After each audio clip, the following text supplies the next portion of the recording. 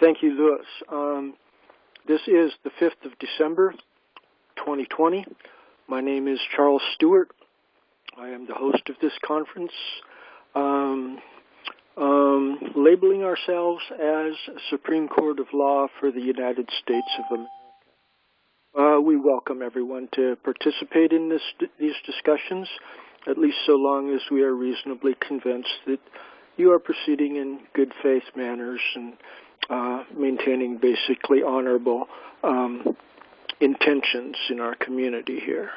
And here under, I like to go through the formality of a little bit of metaphysics and spirituality, tradition, ritual of a prayer to the Israelite God, the God that is also followed by Christians. And if you all might indulge me here in just a little brief ritual here, I'd like to proceed. True God Yahweh Jehovah, we humbly thank you for the blessings of liberty that we have attained in our Anglo-American Christian tradition.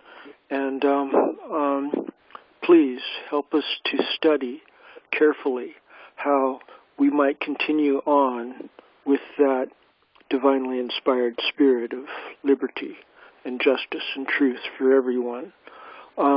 Particularly, please send your angels and your Holy Spirit to guide and direct us all. Please keep us humble so that we may be respectful of everybody else's opinions, even when we do disagree with them. And hereunder, please help us to carry on with the heroic work that was accomplished approximately 2,000 years ago, according to the legends and the scriptural testimony of your precious Son, Jesus Yeshua, the Christ Messiah of Israel. And in his great name, we humbly pray these things. Amen.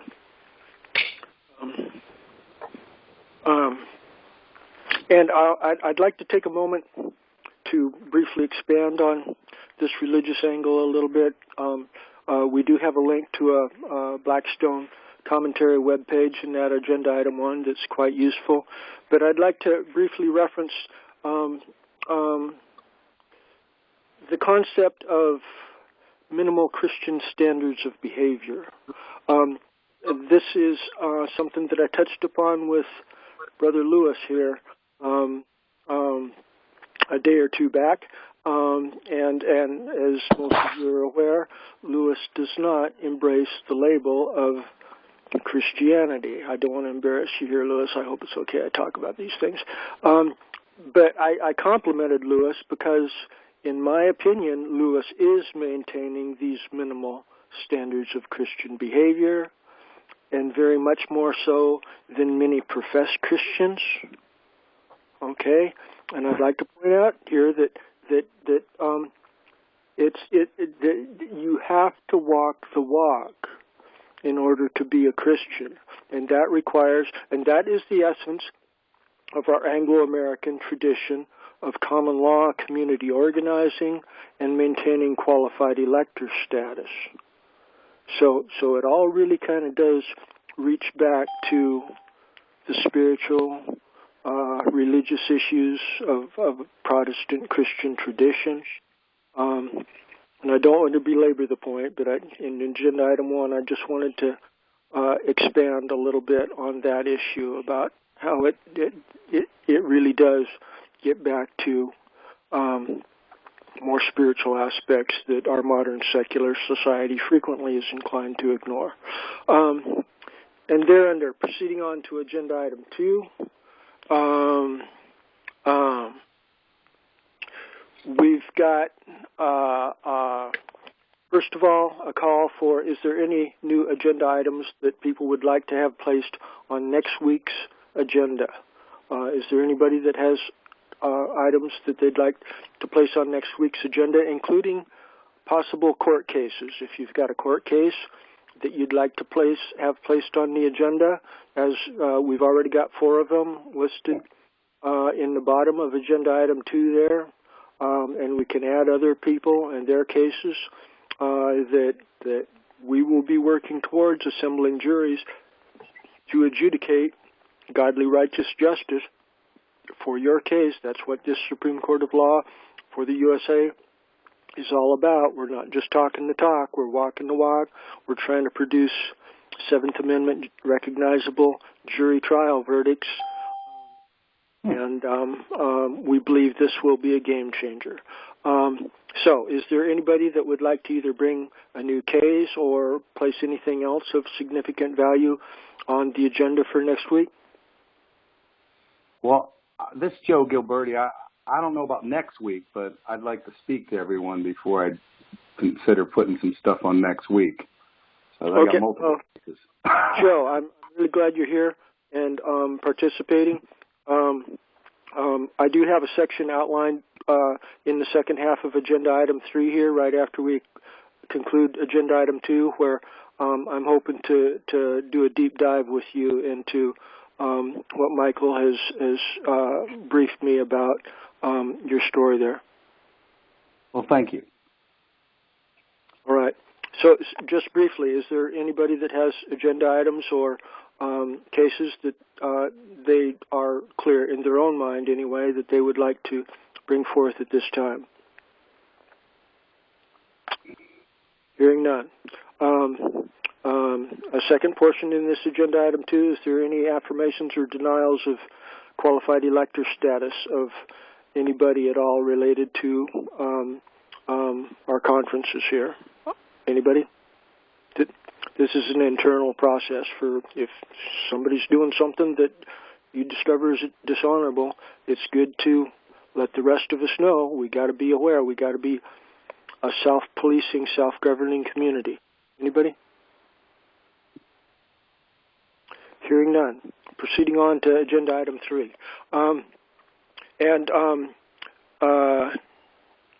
As we're watching these items,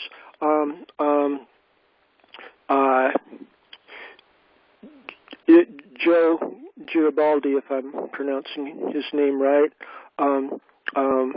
is scheduled to make a presentation here right after I do an introduction to rather frame and link what I believe is Joe's experience from what I've gathered from Michael here about alternative economic systems and how Joe's particular experience with alternative water supplies for people is a good and service that can be used to fund alternative economic systems.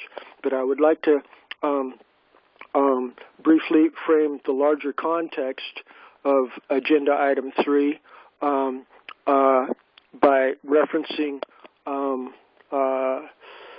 alternative currency and banking systems and how this relates to our primary concern for this this conference, this Supreme Court of Law and General Assembly, how it relates to engineering economic support for our local and responsibly self-governing communities. And hereunder I would like to point out briefly three main issues of concern, and then we'll discuss Joe's economic and related issues that he's bringing to the table here. Issue 3A is the clarity of thought in these issues. I believe that a lot of good, talented people are not up to speed on that study these issues.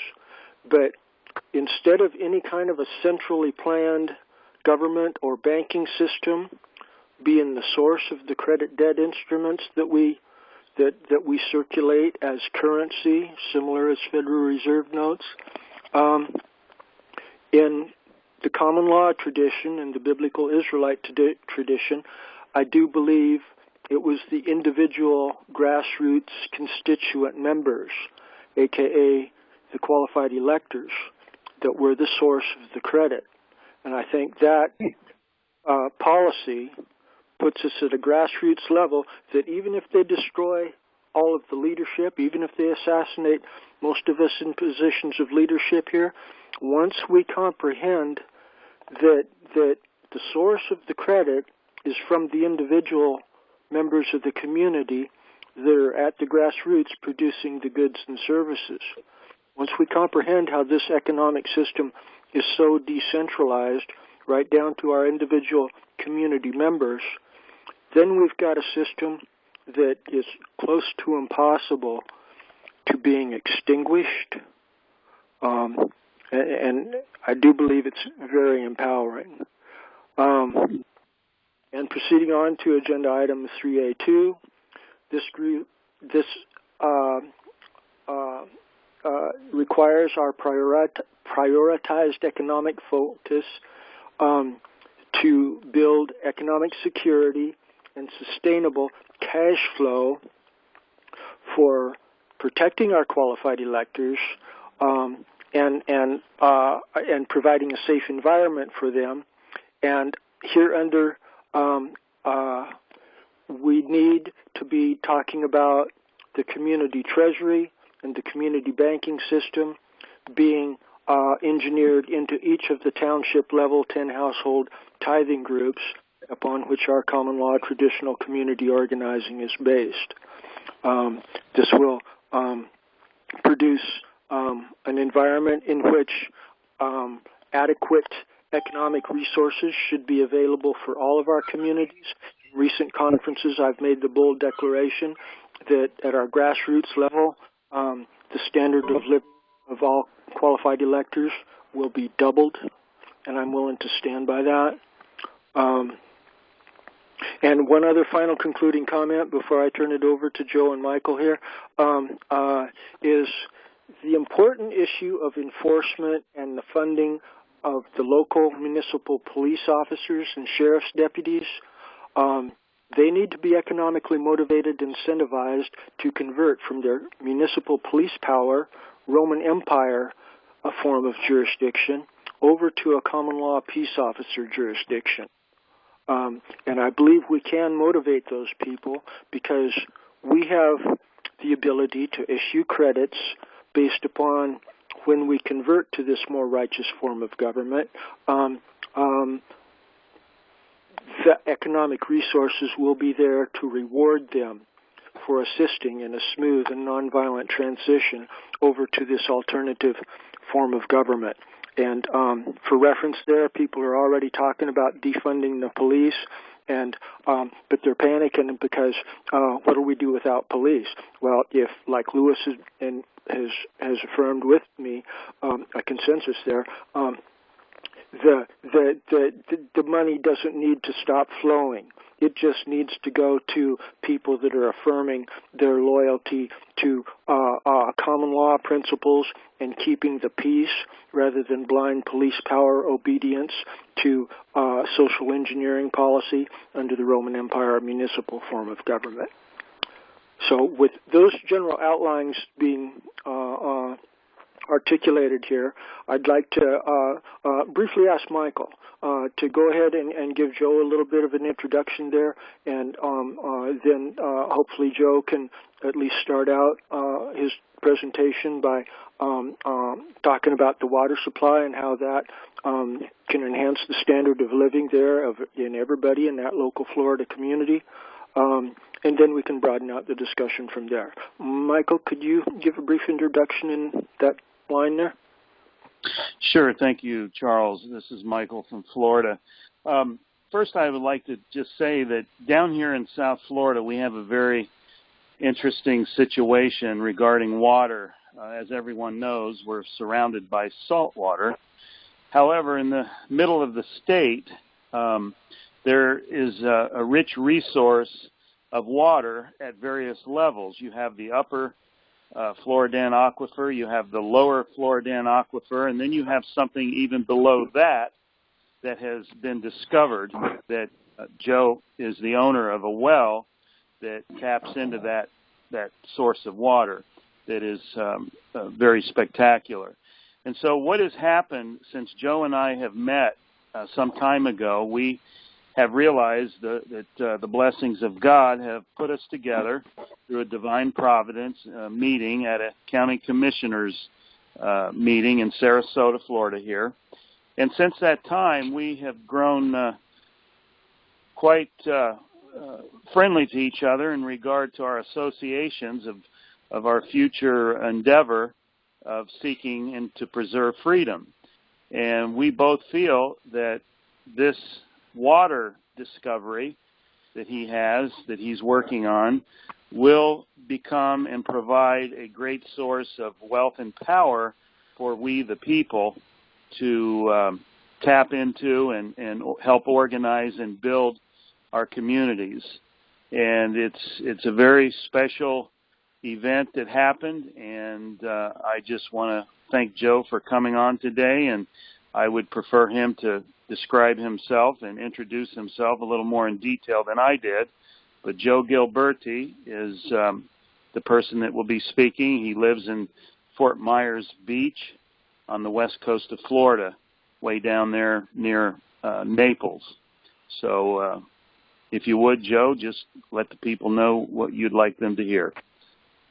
Hello, everyone, and thank you for the time to speak and discuss what I have going here for about the last 8 years.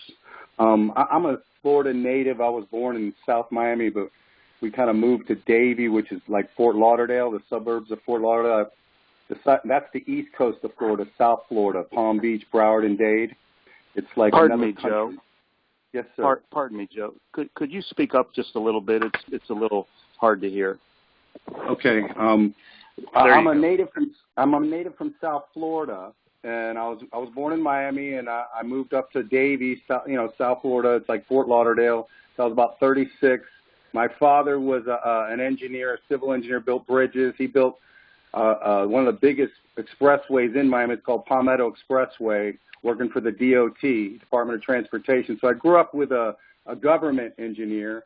And when we went to Davie, he became the city engineer of Pembroke Pines, which was like the fastest growing city in the country at the time in the 80s. And eventually we just moved here in Fort Myers to get away from the crowd because I was raising my kids about 15 years ago. I was doing a bunch of schools on an open classroom contract in the billions. They didn't want any more than 25 kids in a classroom, so we had a lot of money to build schools, and there was a housing boom going. So make a long story short, I graduated from University of Florida. I'm a professional mechanical and civil engineer, but I grew up with a civil engineer, so I'm what you call like a land development type engineer. I'll draw the civil plans for paving, drainage, water, sewer. We'll do zoning and big developments. I used to work for like the largest company in the world called Dames and Moore that became URS.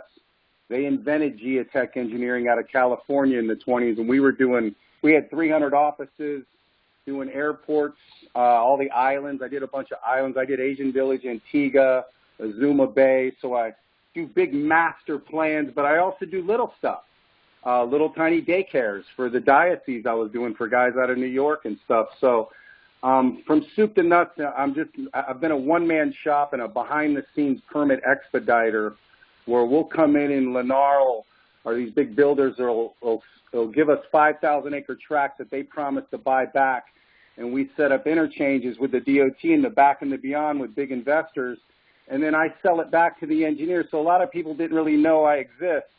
That way I can kind of just work on my own because I come into offices and, you end up training and babysitting after a while, and it's just easier for me to move a little quicker.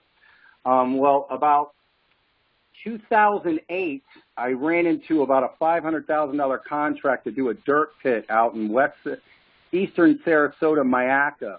It's east of the Mayaca Park. I'm sitting on like a tri-county monument where you're at Manatee, Sarasota, and DeSoto off the Peace River area. It's in West Florida. And it just happens to be right next to a thing called the Peace River Water Treatment Plant, which was a four-county system that General Development Corp in the 70s platted the whole West Coast, and then it fell under. So you got all these platted, substandard, kind of rugged lots now that never really got built. It was just sprawled and dumped on these counties. So what happens here is in this dirt pit thing is an old farmer for 3 generations. His dad was like a 32nd Freemason, had dug a bunch of wells on the site, but one of them's about a 2,000-foot well, and it hit like an underground river, but no one ever cared back in 1969. There was no one out here. Well, around 1991, when they started, this bottling, and Margaret Thatcher and Reagan brought it over here with Perrier, they started doing these loop option systems and pulling groundwater and river water to say that they want to control like a 4-county area and who can get water with developers. Well, we knew on the East Coast there was something on the West Coast of Florida that was really weird. The Corps and Sierra, they would all get in these lawsuits, and you'd really have a tough time getting approvals unless you used a local. And we used to say, wow, something's going on over there. Well, I landed on it by luck. And what it is the Gulf of Mexico is a giant crater from the Yucatan meteor impact. And it lifted Florida and everything out of the ocean. That's why we have shark teeth and phosphate everywhere. And this site, some people knew around the world, like maybe the Bush family and some high-end groups like Tampa Central Command, that we're next to what they call a tilted platform. It's like a big deck that got tilted. Well, we can only drill 6 miles deep for oil, and the crust of the earth is about 22. And there's a lot of theories on water origins, and all this global warming stuff is based on ice comet theory. Well, there's another theory where they found a diamond out of a Brazilian volcano holding half the water molecule, OH minus, and it's called oceans beneath the earth. But no one really knows because you can only drill 6 miles deep. It's all theory. Well, this water we have is showing the highest magnesium and calcium we've ever seen on the planet by far, with an alkaline reading and nothing else in it at all. Nothing. And its capacity is endless. I got enough water for the eastern side of the United States. The beauty of this thing is I wrote the hypothesis, and then suddenly I was getting subdued with cyber stalkings on whistleblowing, and I'll get into that another day. But these things are everywhere around the planet, so the knowledge under this site the whole world needs, because they're everywhere. They're hidden. They're little veins, and it's what they call blue gold, and it's coming from the primary water cycle. We're in the secondary water cycle. Spring water's from the rain cycle. That's different. This is blue gold. So it's basically, I've caught them in a eugenics operation over 50 years. They knew. And tap water is based on cancer rates. And when you take a shower, you soak in a liter of water, you get it in your eyes and ears, and that's where you're picking things up. And you want to talk about viruses. Viruses are in pathogens. You got the Pontiac flu, you got salmonella, there's all kinds of things, and water's a lot harder to clean than air. So this thing is kind of falling in our lap now, and I'm getting calls out of Wall Street from intergovernmental tier 1 groups that, because this water down below, which I can't give anyone those readings, down in the lower end, affects magnetic propulsion, water affects a lot of things. I'm not going to get into the details of that, but the readings I have scooping out of the top, mixing with 3 aquifers, is basically no one's even close on the planet. Another meteor hit in Canada, and Veolia jumped on it. So Coke and these bottling plants, Nestle, they've all been attacking me with the local judges, and I've since filed like racketeering cases. And they've been using a thing called the Smith-Mundt Act that they modified right when I found it in 2012. It was set up in 1948 for propaganda for the world, that the Hollywood, you can look it up, it's a legislative law, and they redid it right when I found this thing. And it's basically legal to do fake and real terrorism on Americans right now for their agenda. They could always do it on other countries. The CIA will use Hollywood to sell a story to the government, and they sell it back to the media in fabricated news. It's big money, big money. And they use it with another agenda, like subdue engineers. So we can go into that maybe another day. I want to stay a little positive right now, because right now I have a permit for a 9-mile pipe in DeSoto County, and it's all ready to go, and we got the funding ready. And this one pipe's going to charge everybody in 4 counties in 18 months with the cleanest water in the world. So it's going to create a housing draw. And the developers are very nervous right now. Like South Florida, Miami, I presented 6 years ago. I have a 300-mile transmission down the interstate in permit, and I just left it there. It's pretty much done. And Miami told me 5 years ago, if we lose customers, we're reserving. $100 million right now. You want to do it? We'll do it now. I said, no. I want the people to open this thing. So we were offered like $500 million, me and the farmers, like in 2012 by Mosaic, indirectly through some locals. And we said no, and then suddenly I was under attack. It's unbelievable what they did. So nobody's moving this underground river. I got the deeds. I got the farmers with 3,000 acres around us. And we're going in with like a $400 million phase one performer to buy the lands around it to protect the aquifer, which happens to be some of Mosaic stuff. And I'm already getting attention from high ends that used to own them. So the county has the money to build it too. So the money's in the tax base. They're spending tax base to fight me. I sued the Federal Reserve, a racketeering. I put Mosaic, the EPA, and Congress. That just left the Supreme Court last week with a writ. They never let me do discovery. You can just Google Gilberti versus Federal Reserve.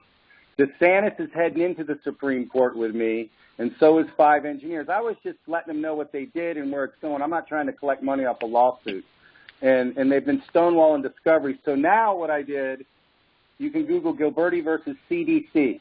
I threw all the circuit judges on every court that subdued me. They were tic-tacking me while they're stealing this guy's land, and they got caught up in a bad mortgage. So I basically got about 150 judges in circuits, and I threw it in L.A. in a civil rights case, and I just served it yesterday. So they probably got it yesterday, and they're getting them Monday, like 27 entities. And I'm not a political, like, I don't care Republicans, Democrats, this is the people's water, but I'm going to reserve the medicine and the national defense stuff for America right now, and I'm setting a precedent because they're everywhere. Like, the Great Lakes is spewing because Indiana's a giant impact crater. So there's one under there, one under Flint, and I'm setting a precedent to say, look, when we find one of these tilted platforms, and they know where they're all at. They drilled holes for oil for 50 years. We can pull up all the oil well logs. They know where they're at. And I showed everyone kind of the areas. And basically, it's the people's water in that area. The water's free. It's the cost to get to you, a fair rate, a fair pumping rate. And then we reserve the medicine because those mixtures may be unique with this mixture to get a higher level service of medicine and national defense resource. So that's where I'm at with this. It's all public record. And because of what they did to me and my family, I had to do some very unorthodox rants, let's call it, to draw attention. Stuff that I wouldn't, I just did it to draw attention. And I don't know what everyone else sees, but it was to draw attention. So now I can't really fix that.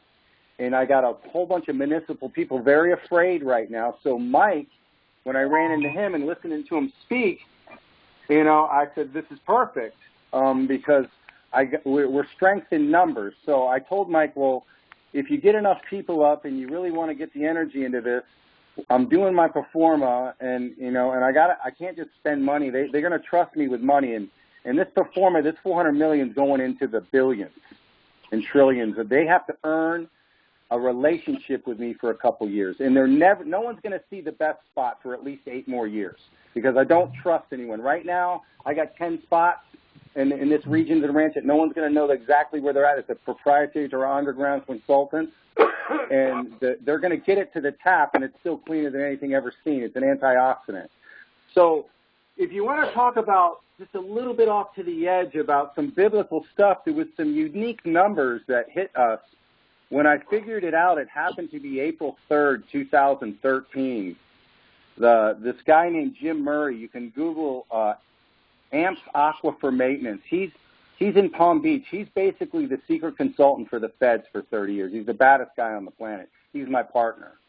And you wouldn't know because he's an aquifer maintenance guy, but he maintains all the aquifers in Palm Beach and half of them all the way to Key West for years. He's the secret consultant when there's a problem. And basically, we caught Dow Chemical and General Electric did a blue-green algae thing in Lake O, and they were going to burn it for ethanol. Well, it mutated in the air and clogged all the wells in Florida, got the GMO in it now. And that's why I'm getting a dry line permit. So we have an invention that we presented in front of the Florida Senate that cleans it up in a couple months. All this red tide wouldn't have happened. It's a fixed fuel. Once you burn it off, it's gone. and the Navy dropped the ball.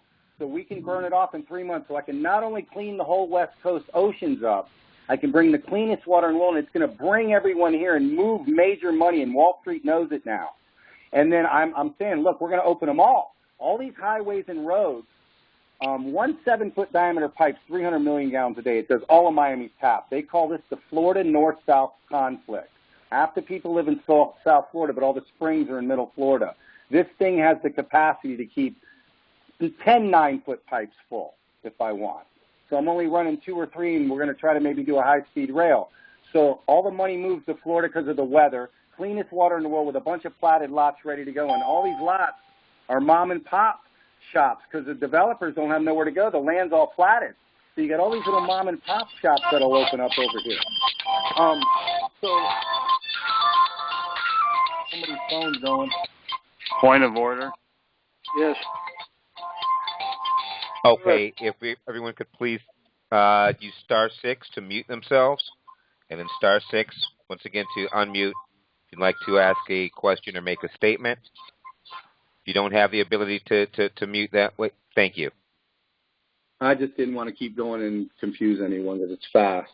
But regardless, what I can do is I can give Mike and the plans. They're all public record.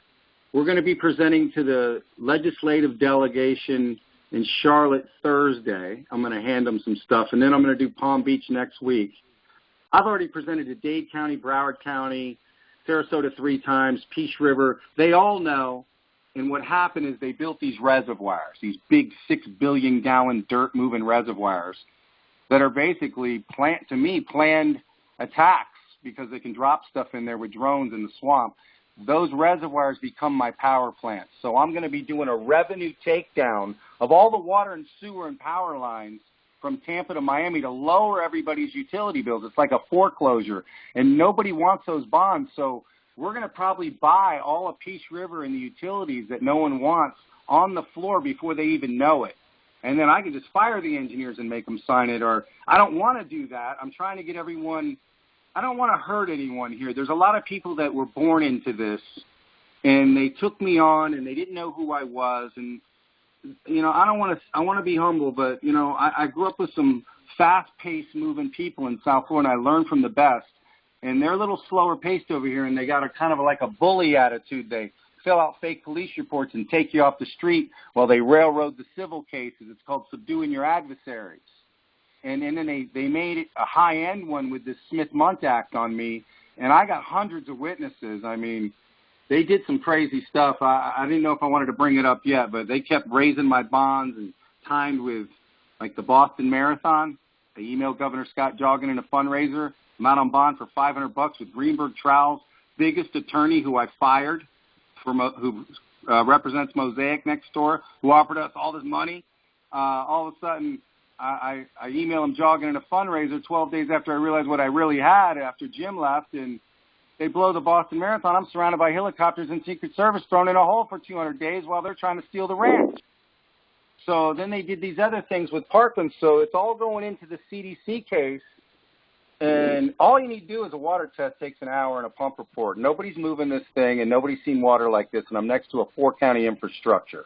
So instantly, if you had a ghetto home and you got blue gold, I'd rather have that lot than Mar-a-Lago with treated water, because you're going to potentially live longer, and those lots are going to get redeveloped, and they're in good locations. So they all know the health department director in Fort Myers, his name's John Eigelhart. He's behind us. He walked around and said, what's going on? And they stonewall him. It's a gang. And I'm told by the guys in Washington that Chicago, New York, all of them, there's no group more corrupt for decades than this West Coast group over here, and I just came through them, and they can't believe it. And the most interesting thing that happened, and it's public record, you can Google Gilberti versus Federal Reserve. I turned in the writ on 9/11/2020 because they like to play dates. And I didn't know Ginsburg was going to die, okay, if she's really dead. And they picked the SCOTUS, and that case has Pelosi and McConnell in their capacity. So that's obstruction of justice. You can't be picking you're going into a racketeering case at the Supreme Court.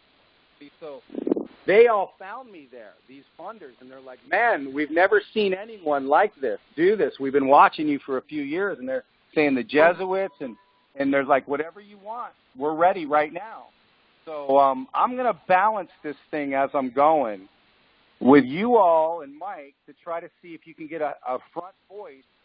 I can still get the private money, but the money is available in these counties, and it just needs to be rerouted in their capital improvements, and we're ready to go. One signature, you see. And I have it sitting there ready for the public. So I want to give you all the opportunity because I'm not. If I may, Joe, you're fading out. Oh, I'm sorry. Can you hear me now? Is that better? Okay. Yes, that's better. Yes. So to make a long story short, there's a thing called Blue Gold Water Wars. 20,000 kids under 14 every single day for decades die of dehydration alone. Then there's diseases and famine. So we have knowledge of where to find these things in days. So I'm taking on the military and big pharma complex, and Tampa Central Command's right here, and that's the Middle East. So, it's pretty big, man. I got lucky I ran into this, but I got cut off on the April 3rd thing. Check this out. April 3rd, 2013. Jim showed up, did the down the hole video. You can see the scrapes along the down the hole video where the tilted platform scrapes up. It's like, it's right there. You got to know what you're looking at. And it just happened to be 500 years to the day that Ponce de Leon supposedly sighted the peninsula looking for the Fountain of Youth, right? So we were on Jeopardy and we're cracking up 500 years. Maybe they got mad. Well, just recently, just about 3 weeks ago, I found out that in 2012 it says in the King James Bible that there's a study with the geologue that there was an earthquake 13 miles from Jerusalem. They're trying to say Jesus was crucified on April 3rd. Now, if you look at these funders, they're talking about like this could be a metaphor for, the Holy Grail is Mother Earth. You're having access. So humanity has a sustainable thing. We can live with trillions of people now because it's an engine down there. It never ends. It's going from the core to the mantle, and you access it through the large meteor impacts. So these things are causing the outer ocean. It's 10 times bigger than the ocean above us. That ocean's just the sweat. There's more fresh water than salt water, but it's in a mineral form. It's in a diamond form. It's in OH minus, and H plus is the sun. So the earth is sweating water like lava. And they lied about that thermodynamic model in all our books. University of Florida, NASA, they knew. See, because Buck's father, they called him the 60-minute man. He played middle linebacker and running back for the University of Florida when it was an all-boys school in the 40s. And, he was a 32nd Freemason, and even Buck said when he died he was taking a secret with him. It's got a history, and I'll tell you, when you see the attacks they did to me and the lengths they're still going today as we speak, we definitely got something. And the funders are here. So I had little kids. I had to do some unorthodox things to keep everyone away from me and keep my head around it. It's been 8 years, and I gave them a good whooping, and this is the People's Water. So you guys have a great opportunity to open this thing locally so it has a domino effect. And all the railroads and highways are due. They're 75 years old, and it's just a cost to us. But if we build blue gold pipelines down all these things, kind of like the Hoover Dam, you put the soldiers to work and you let the immigrants in for cheaper labor, and it's a melting pot again. And you give them opportunity. You don't print money. And that's basically what I had on the Federal Reserve. I said, look, you all hid this with the EPA 50 years. We're 30 trillion in debt. There's 300 million people roughly. It's $1 million for every man, woman, and child. Trump should negotiate this down. You want to make Rothschild look popular, then tell them to open up 50 more around the world in China and everywhere else where they're hiding them. There's 1 mile off Puerto Rico. There's one off New York. There's one under Flint, Michigan. There's one under Georgia. They know where they're at. They're in Mexico. They're building a wall. Now we can't go over to Mexico where there's probably better water. So it's a knowledge thing that we have to encompass. And it can be verified basically by any consultant. I have the deeds. I have access. Joe. So you can order a water test and a pump report. That's it. Yep. one day. Joe, Charles Stewart here, the host. Your story is fascinating. I'm certainly enchanted. But our general conference agenda here is about trying to bring it to the tangible, real world of making progress and building our communities to literally manifest all the grand ideas that you're proposing here. Do you have anything that could provide us with a focus, an agenda? And we're national. Some of your words there seem to indicate that you're presenting opportunity, but that seems like it's probably for local Florida there, or maybe I think you also said that you got enough for the entire East Coast, which is a really bold statement.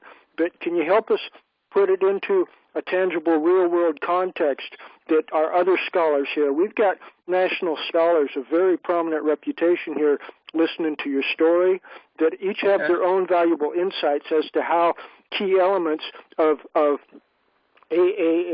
whole new paradigm of responsible self-governing communities might really take control and do a game changer on everybody here. But we need to involve our other gurus in the discussion here rather than just, any one of us talking too much. I yield. Go ahead, Joe. I just wanted to kind of break the ice. It's a lot. There's no way in one day or even 3 months you guys could catch up unless you had, weekly things and you had some engineers that you can qualify it with, because you don't want to just take my word. I don't need to be validated. The resource does. Okay? I've done the surrounding surface stuff to get the economic driver. People are going to want healthier antioxidant homes, and the hospitals are going to be filled with. So what I would ask on the agenda for you guys is first kind of understand the water quality characteristics in the home. Most people don't know that tap water is based on cancer rates. You're allowed to give people cancer in the homes because you can only clean the water so much. Now imagine your home's an antioxidant. What does that do to the value of the home? And it creates a housing boom over here. And if they're everywhere around the world, or if there's some people that are scholars, I would be willing to give some samples at some level if they could show me that who they're giving it to, because you got to sign some agreements. And it's a medicine changer. So if someone thinks that they, Eli Lilly was all over me, I can call them up and they can start doing a lab. So maybe you guys could help coordinate in between if you think that's something for you. I have a resource. There's a million things to do with it. I still need to catch up with what you guys are trying to do. I see where Mike's at, and Mike told me, hey, these guys are smart. They're going to help. And I can't really explain everything right away. I can take in questions. You can ask me anything you want. I can give you the permits, the plans. You can Joe, if I might, try to provide some guidance and direction to where we can get traction and actually working together. And I think most of us are already inclined to, a lot of us are into alternative health therapy, and we're inclined to believe that what you're saying is true. Of more concern to us here and now is apparently you're having trouble with the government and the court system and behind the scenes money, power people, and we're talking about. Pardon me? We used to have trouble. Now the trouble's over. I'm done with the fight. What I'm trying to do is say, hey, I'm bringing you an opportunity. Mike said you guys may need some funding, and I have it all ready to go. So you can basically go in front of these counties and go, look, we have the permit. We have the guy with the funding. You don't even have to spend any money. We want to connect. We want this thing connected now as a united voice. And it's just going to make them pop. They're ready to go. And that allows me to move the power of the resource over to the people, and I'm allowing you all to facilitate that because of my relationship with Mike so far. So I could give Mike some stuff, and let's spend, say, 3 months catching you all up, because nobody's moving this thing. It's been here 65 million years. And I'm way ahead of everyone, and that's why you see me talking fast, and I have a lot on my schedule. And we can set up some piecemeal stuff. So that gives you some in-between time to list out questions and get your head around it before and maybe tell me what you guys need. So when I go for my performers, I can justify who I'm giving, promotional. I don't know how to call this. It's going to be how you guys want to call it. If I may, Charles. Say a word on that. Yes. Okay. If I may, and I need to. All numbers on our board are recognizable, save one. I'd like to identify this particular number. Then I want to make a statement. Then turn it back over to Joe and Charles. But I'm going to mute a caller and then unmute simply, and I'd like that caller to identify yourself. Okay, you just heard. You are now muted, and now I'm going to unmute. No, I see you, Cynthia. Greetings, you're fine. I'm now going to unmute. Greetings. Yeah, Rick in Colorado. What's the problem? Okay, Rick in Colorado, that's not a problem. The problem was that you were not identifiable to the manager of the board. Thank you. Okay. The one thing that I'd like to mention, and I won't go further with Rick of Colorado. I know Charles extends this invitation to quite a large email list. But Joe, I heard you mention Nestle as one of the entities that's contacted you since this, and I would like to say, please put nothing past that organization and that corporation. Oh yeah, they tried. I'm here in Michigan. I'm here. Well, no, they're not done. They're not done. I think I comprehend you that the money aspect that's decided, that's over. There can be no alteration of that. We're here in Michigan, and whereas I'm very interested, and I just did have an opportunity briefly to pull up your case against the versus the Federal Reserve and the CDC. And I will take some time to go over and review each of those. But here in Michigan, where Nestle is basically stealing water of Michigan, just actually got approval by the state to increase what they're pulling from one particular location up to about 400 gallons, I think, a minute, about a 60% increase. They pay a total for all of the money, all of the water that they pull out of from underneath Michigan of $200 a year, the licensing fee, period, for all of the bottled Bush water. Michigan Compact. The Bush Nestle Michigan Compact. Right, and with what's going on in Flint in terms of the drinking water, still allowing the state of Michigan. Supposedly the trustee of the water, allowing the corporation such as General Motors there to poison the water for 50 years and then act surprised when it then becomes, it's no longer drinkable, and the people in Flint still don't have drinkable water to this day. Public water, of course, Nestle is profiting off of that as well. So, yeah, this is an area definitely that we would be very interested in. And following up with what you're doing in each of these cases. And I think I saw David of Michigan join us as well, and he might be able to add anything as he worked closer with some other people that were trying to assist a man in the western part of Michigan with fighting Nestle. And I believe the man ended up in jail over due to Nestle. So when I say that they're not done, and please put nothing past that corporation because they do not play fair, that's fact. Just want to share that information with you. And then I wanted to open the floor, yield the floor back over to you and Charles and anyone else that had any questions. I don't know enough right now to formulate, an intelligent question to say how might we here of Michigan best, access the resource. So when you say, hey, we've got this here, I don't know if you're speaking specifically of those counties there on Florida or those on other nation states. So I yield. Well, This is Cynthia. I would like to speak on that because the exoterical side of it, what we call that is the blue cantina, which was for millions of years stopped doing that, have that water so that they can do what they did to the water, so they can do what, so they can take control of us. And actually, because of the big shift of Terra Nova and Artemis, and they're on like the fifth dimension, which our consciousness has to go there, and that's what we're leaning towards, which is natural law. And we are being responsible for our own creation. So that water is healing water, which water is a masculine energy for healing, to bring the masculine and the feminine back together. So what is taking place right now is that big shift. And it's going to happen. And it's going to really happen.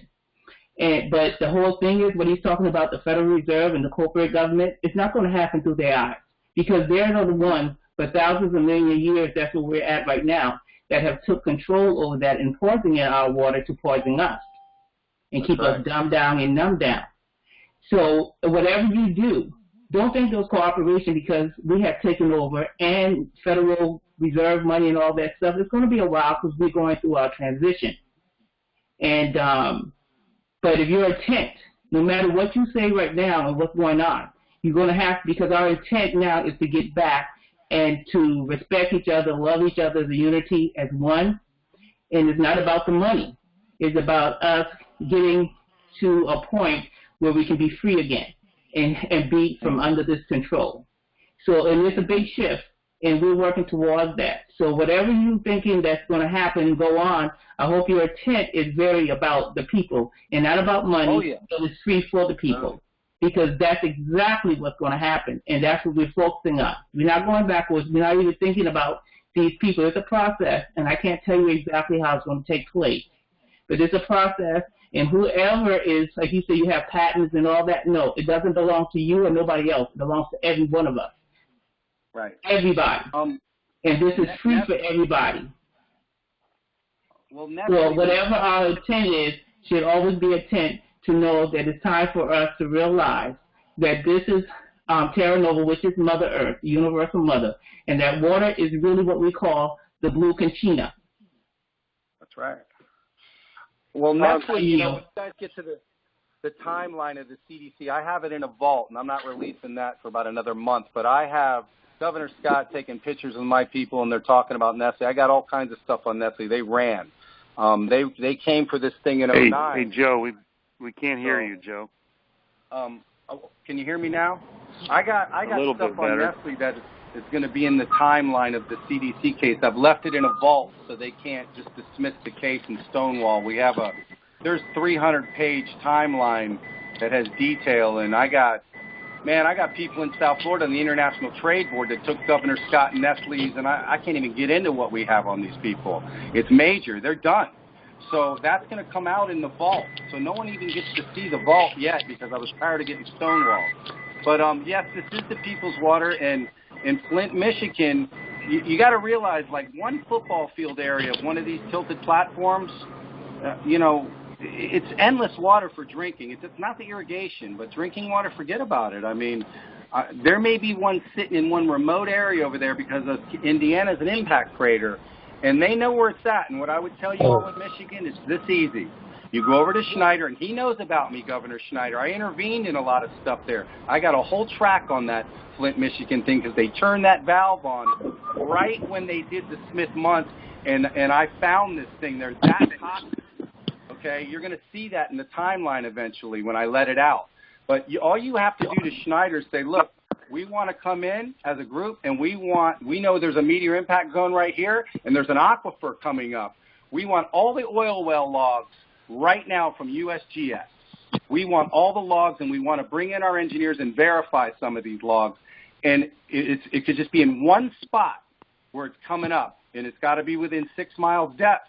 And forget about it. You run a pipe over to the main system, and everybody's got blue gold.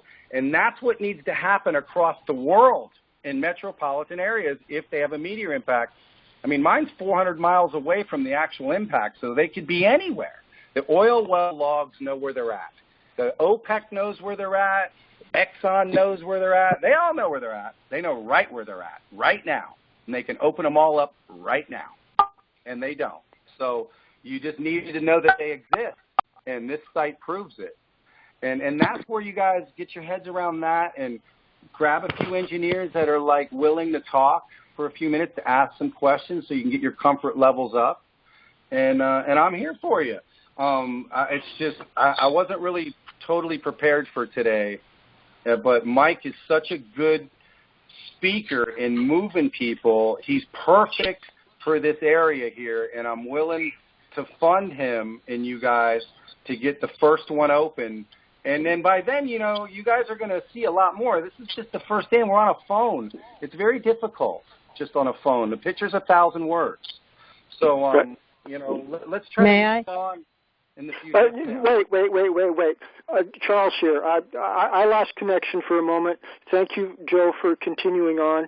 Joe, I'd like to ask you, before I lost connection, I was trying to drive towards tangible things that our activists can do to harmonize with your efforts so that we can develop a symbiotic relationship here. And I believe you indicated, correct me if I'm wrong, that what you've got tapped into there in Florida is, did you say that is capable of supplying good quality water to the entire East Coast? Of the whole United States. But why would you go uphill and pump water if they're scattered everywhere, hidden? Right. I got it. Can we? I want to try to focus on the prioritized points of us working together here. Yes, sir. So our activists. You were earlier talking about people going into city council meetings and county commissioners meetings and trying to push an agenda of converting the economic resources away from the normal petrochemical evil empire mode of supplying water and things over to this new alternative system that you're coming up with. Is that correct? Well, you know, you're going a little fast for you guys right now. What I want to do, I think I can understand where you're coming from. You've asked me kind of a similar question twice now, and I get it. I think what we should do is let me and Mike get together, and let me, when, you know, we're going to see each other, I think, Thursday, and let me get some lists of items that I know that you guys can do. Like, for example, there's some big HOAs with developers like Palmer Ranch.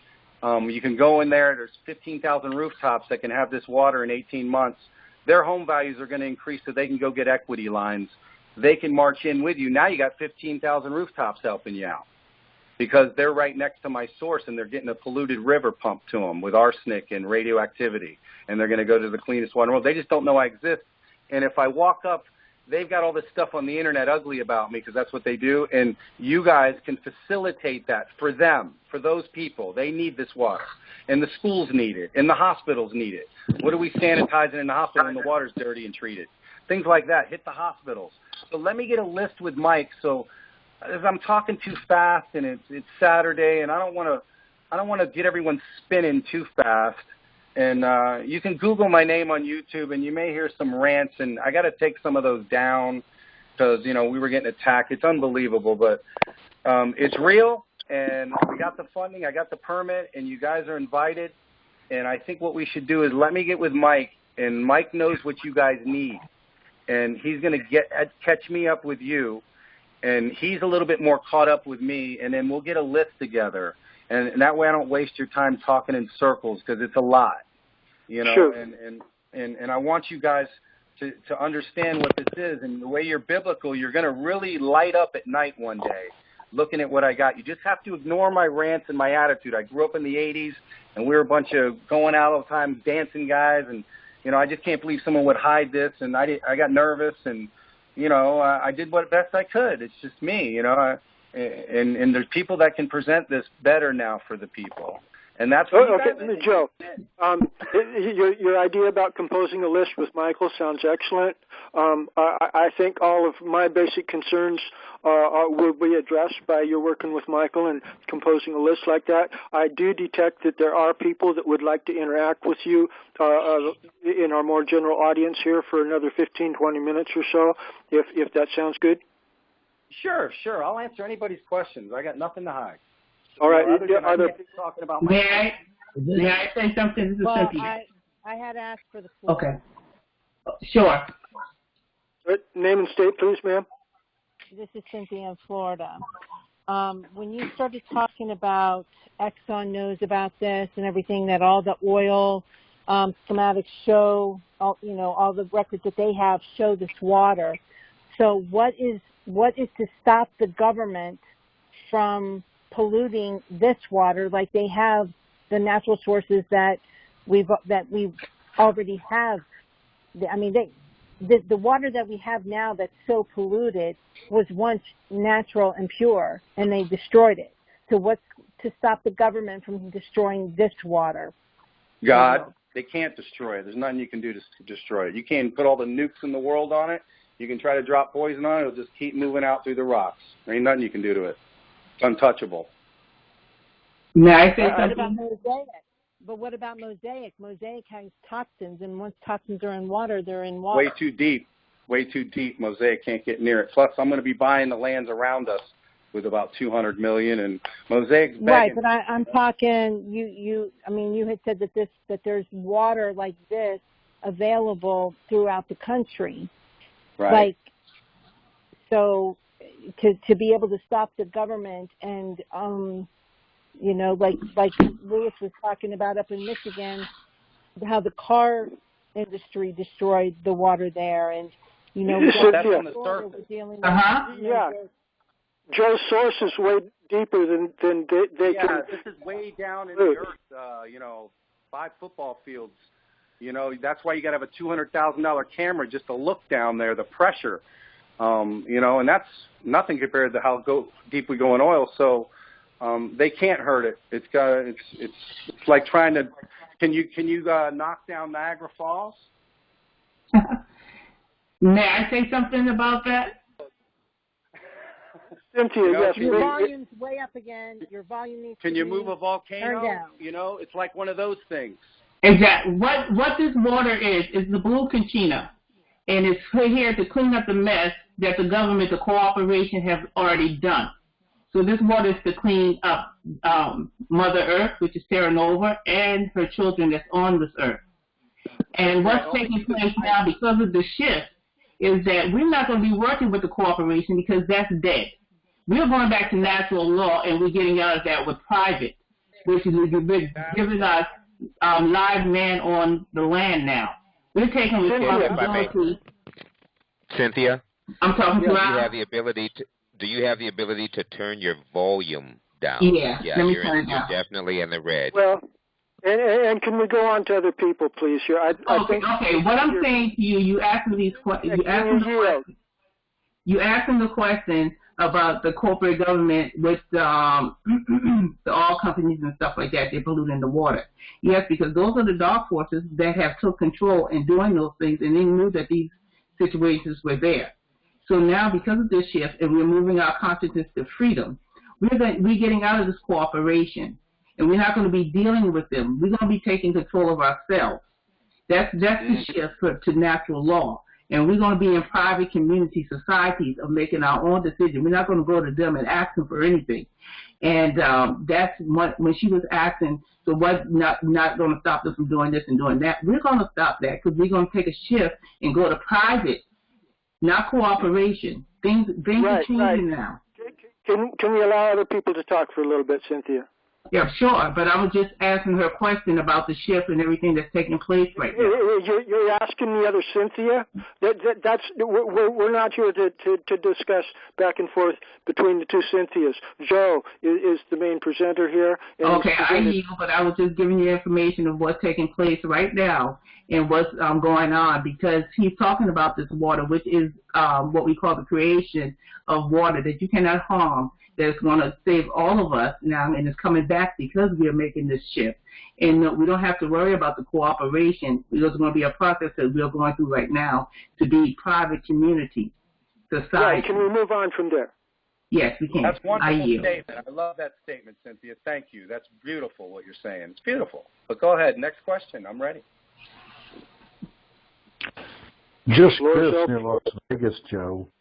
I have a friend, since you mentioned primary water, Deborah Tavares out in California, who has been promoting in fact, I think she has a primarywater.com website to educate people about the origination locations.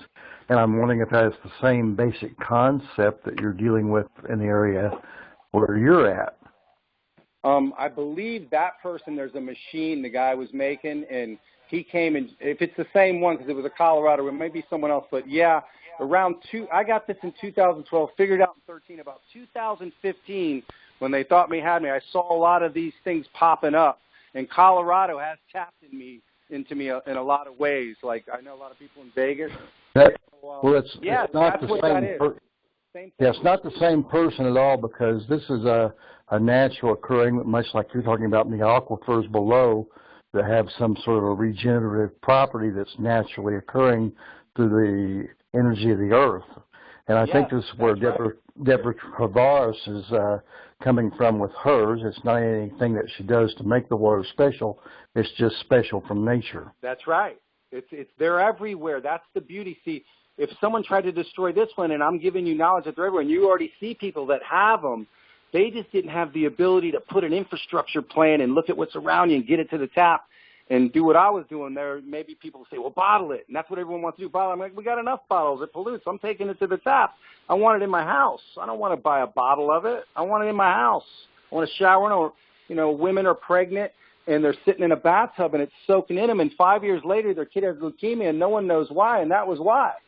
And the genetics are part of it too. But yes, I think that's the same thing. She's in the same line. You're seeing a lot of that come up.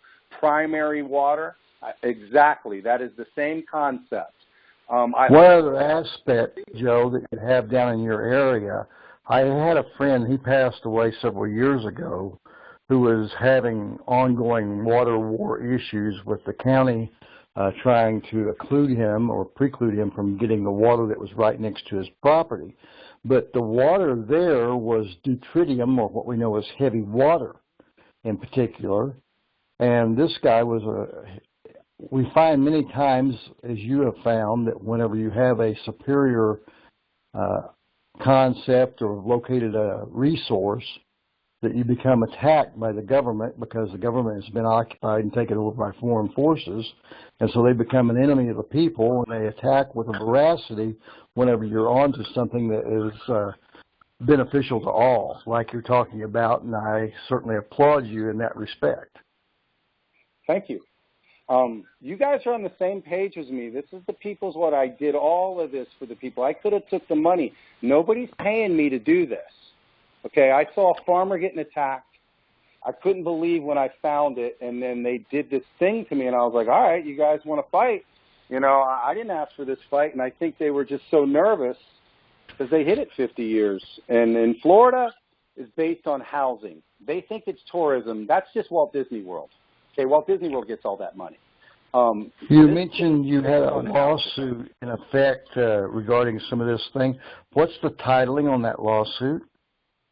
I've got 4 federal ones, but it's tied to 22 other cases that I've spent $500,000 on lawyers. They all go down in the third. So I just started doing pro se because I've been training lawyers for 20 years in development, but I had to learn how to be a processor now in all these courts. So there's Gilberti versus Federal Reserve. That's basically gone, but I can retract it later, they were telling me at Wall Street, as I did some things. There's Gilberti versus Ron DeSantis heading to Supreme Court. They all got stonewalled. It shows Mosaic. It's like a 235 rant that I never did a RICO, and it was like a year and a half ago. Then there's Gilberti versus Ardura, Ardurra. And that's 5 engineers that are major foreign-owned they bought up all the big ones over here on the West Coast, and all those engineers know me from years ago. We're all like a network. And I threw it at them because they're doing the developments. I'm going to probably do 10 more because I'm getting them to jump to my side. They're heading to the Supreme Court. And then I just did Gilberti versus CDC that just has basically every circuit of courts, federal and state, that were subduing me, and they're all working together with certain judges, but I can't sue a judge. I have to sue the whole circuit for civil rights. So I threw it in with the CDC and the World Health because everyone sees that the mask is on the $20 bill. Have you guys seen that? Yeah. If you take the $20 bill, it's been on there 17 years, and it's on the cover page of my lawsuit. You take the same $20 bill. They refaced all the bills in 2003. You could get the 9/11 tower on the 20 if you folded it. That same exact bill, turn it upside down. His forehead's the mask, and you see the eyes, and it says 2020. So it's not China. It's the Federal Reserve. So I threw that on the cover, and we all know the CDC regulates water quality and Pontiac virus and all that, and the ACs in the hospitals, that Legionnaire's disease, Legionnaire's flu that caused the Pontiac fever. So that's the same symptoms that you see in Corona. And basically I'm going, look, I want to know if Fauci knows about this resource and all this stuff that's been going on down here, because if everyone's going to have a sensitivity of the air, well, it's a lot harder to clean the water. And when they find out what's at the tap and in these bottles, you know, just because the bottle has a label on it, don't think they're giving you that water. We caught these bottling plants using the tap and then only giving the rich the spring. And then they're even dogging some of the rich people out. We found them with valves and everything. We took drones, and the drone got taken away by Tampa Central Japan, right in South Tampa. They're doing it to people where I got 2 tanks where Japan comes up and Sarasota comes up with a barge once a month, and they fill up crates with the spring. Then they turn the valve, and everybody else gets the tap of that nasty water that's got a nuclear power plant spill in it. And the last item I have for you, Joe, is perhaps Charles or Mike can give you my communication information. There is a big idea that I had conceived of many years ago, but because of the dangers of government interaction and capitalizing on it, I've been reticent to share it with anyone, but because of your mechanical engineering skills related to the same topic that deals with the concept that I've come up with, I would share it with you privately and not on an open call because of the risk to the world and having it stolen and never seeing any realization benefit from it for myself and for the 50 United States, if you will. So thank you very much. I'll be out now. Could I yield and could I say something? Because nobody seems to understand the shift here, what I'm saying. When you're talking about fighting the government, you're going to your master and asking for help. That's not going to work. The shift is for us to get our private communities, and there are a lot of private communities out there now. And what he's talking about is he should go and try to find these large private societies that's for the people and work with them, because the cooperation and the situation for this is to get rid of the government. The government is the one that's trying to harm us and take control and make us, which we are slaves in their cooperation. So the shift is for private communities. It's not going to your master and asking them for help. It's the private communities to natural law that's taking place now. I agree. Those lawsuits mean nothing to me. I'm just kind of blowing, and I'm throwing it in the dockets. I don't care if they dismiss them. I'm not trying to get money. It was just to show everybody things. So you understand, because I've dealt with the government so long, and I know them, and Florida's the hardest place to permit in the country. That's what we're saying. There are private communities now that we do our own government, our own court. That's the process. We can get our own society started. It just takes just a few of us doing our own societies that come together. That is a government. That is the court. Cynthia, can I explain? Can I explain a little bit there, Cynthia? I was going to suggest that, Joe. Thank you for drawing it out, Cynthia. We've got authority under the 7th Amendment and the 6th Amendment to form our own courts here, Joe. And where it looks like you're spending big money with lawyers and meeting a brick wall in your cases there. It would not take very much for us to produce a 7th Amendment compliant jury verdict in regard to some of the cases that you're producing there. And according to the 7th Amendment, that sets a higher standard of law, and it's conclusive. And so we've got alternative legal technologies that the bar member attorneys won't tell you about, and it's game changers. It's a game changer in the legal realm. Presently oppressing our entire USA, just like what you're doing with the water, is a game changer. So I see what you guys are doing. So you know what I'm going to be doing, just so you guys understand the momentum you have in front of you. You can hop right on and start off with what you're trying to do in this area where Mike is. And then that sets a precedence maybe when we find another one, say, in Flint, Michigan, and you do the same thing. You're building right now. But I have it ready to go, and what I'm telling you I'm going to do is I'm going to buy the infrastructure, and I'm going to force the connection. And the developers, I'm going to buy their stuff with our groups, and we're going to make it happen. So I need a thing like you guys to do that. Because I'm fed up with these government people. Look what they did to me. So I have no problem with what you're trying to do. We just got to we're going fast right now. We got to catch up with each other. And over the phone is very difficult. If I had a map and plans in front of you and you guys had maybe 2 more months of catching up with where I'm at, with, ignoring some of the rants you're going to find because I don't know what they let you see. And just get your head around it, and you're ready to go. You guys, I think this was meant to be because I can't do what you guys do. Us engineers, we're in the back room, and I got to do other stuff. But it's ready for you. It's ready for this community that Mike lives in right now. And so now, could I say something? I understand now what the connection can be because what you say, you have the process ready, which a lot of us don't know a lot of things about that, but we know the part about the private communities and we don't want it in cooperation. So when Mike them get it together, what we should be doing is don't worry about fighting the cooperation because they don't have any authority over us, like forming our own communities and take control because they cannot touch us if we fall, because it's about standing in jurisdiction. And you're not in our standing, they're assuming that we're not alive and on the land. And when we get these communities and societies together, then we are on the land and we can make our own decisions because it'd be our, I won't say cooperation, but our society, because that's the same thing. Cynthia, I totally understand what you're saying. And I'm going to throw something at you because I know I'm going to throw something at you guys that since she's talking like this, that I have a guy that's going to come in February, and he's well known. He's a sermon type guy, and he baptizes people. And what we're going to do is a video. He's really neat looking. He's really dark black, but he has light blue eyes. I've never seen anyone like him. And he always told me, why save bodies when you got to save souls? The Christians are looking for something very pure and untouched.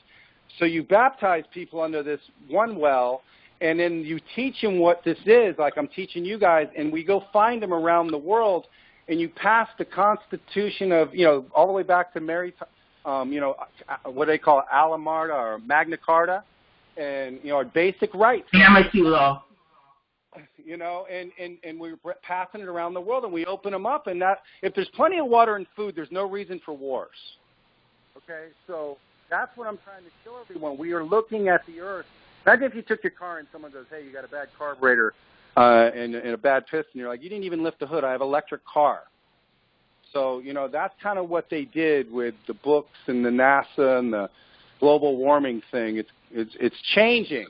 It's sweating up and down. So that's something these kids think in 3D. And the people that are funding, so some of these groups, it's a young, fast-moving 4D millennial group that only wants to do things like you guys. They found me because they want to do humanitarian projects. They said they never seen nothing like it. They've been tracking me with the Jesuits and everything, and they said, it's whatever you want. We just want someone we trust with our money that's going to do it for the people. So the funding group's on the same line as you guys, but I want to see, because talk is cheap.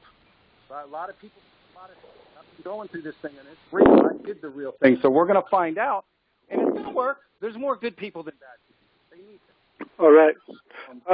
You're kind of fading there, Joe. You're fading there, Joe. But can we draw your introduction to a conclusion here? We've pretty much consumed over an hour on presenting your beautiful insight here, and I'm anxious for our group to begin working with you, but we do have a regular agenda of a number of issues that are a bit different than what you're bringing to the table here, sir. Yes, sir. So I want to thank you all for listening, and what I'll do is I'll get with Mike. I'm going to see him Thursday, and through this season here, Christmas, by the new year, we'll have a list of something for the first quarter. And then I'm hoping to close somewhere in there and we'll get some numbers together and see what we can do. But I can't guarantee I'll close in the first quarter because this is a crazy thing going on with this election, and we're waiting till after the 20th before we close on anything because that's what they want to do. So they're ready to go in this local area, and there's plenty of money to fund you guys in that forma. So I want to conclude with thank you. This is the people's water. This isn't my water. I'm just an engineer, and I got a lot of momentum, and if you guys want to help out, the door's open. And if I can help you in any other way and you're up in your area and you want me to look at something, I did stuff all over the world. You just give me the address. You'd be surprised what I can figure out in 3 or 4 days for you and email it to you. And I know the regulatory stuff in a lot of states. You'd be surprised. So I could help you out sometimes if one of y'all want to call me. I'm not charging anybody. If I got the time, I'll take a look at it, okay? Like your Flint, Michigan stuff, I'm going to revisit. I'm going to call them in. So, what is your number, if you don't mind telling me, because I'm very interested because I know about the Blue Kachina water, and it's very important for the shift and for the healing of Terra Nova as well, from what they were holding back from these deep states for so long. And I would love to get involved in getting communities involved and taking it away from this cooperative, because this is what is going to happen.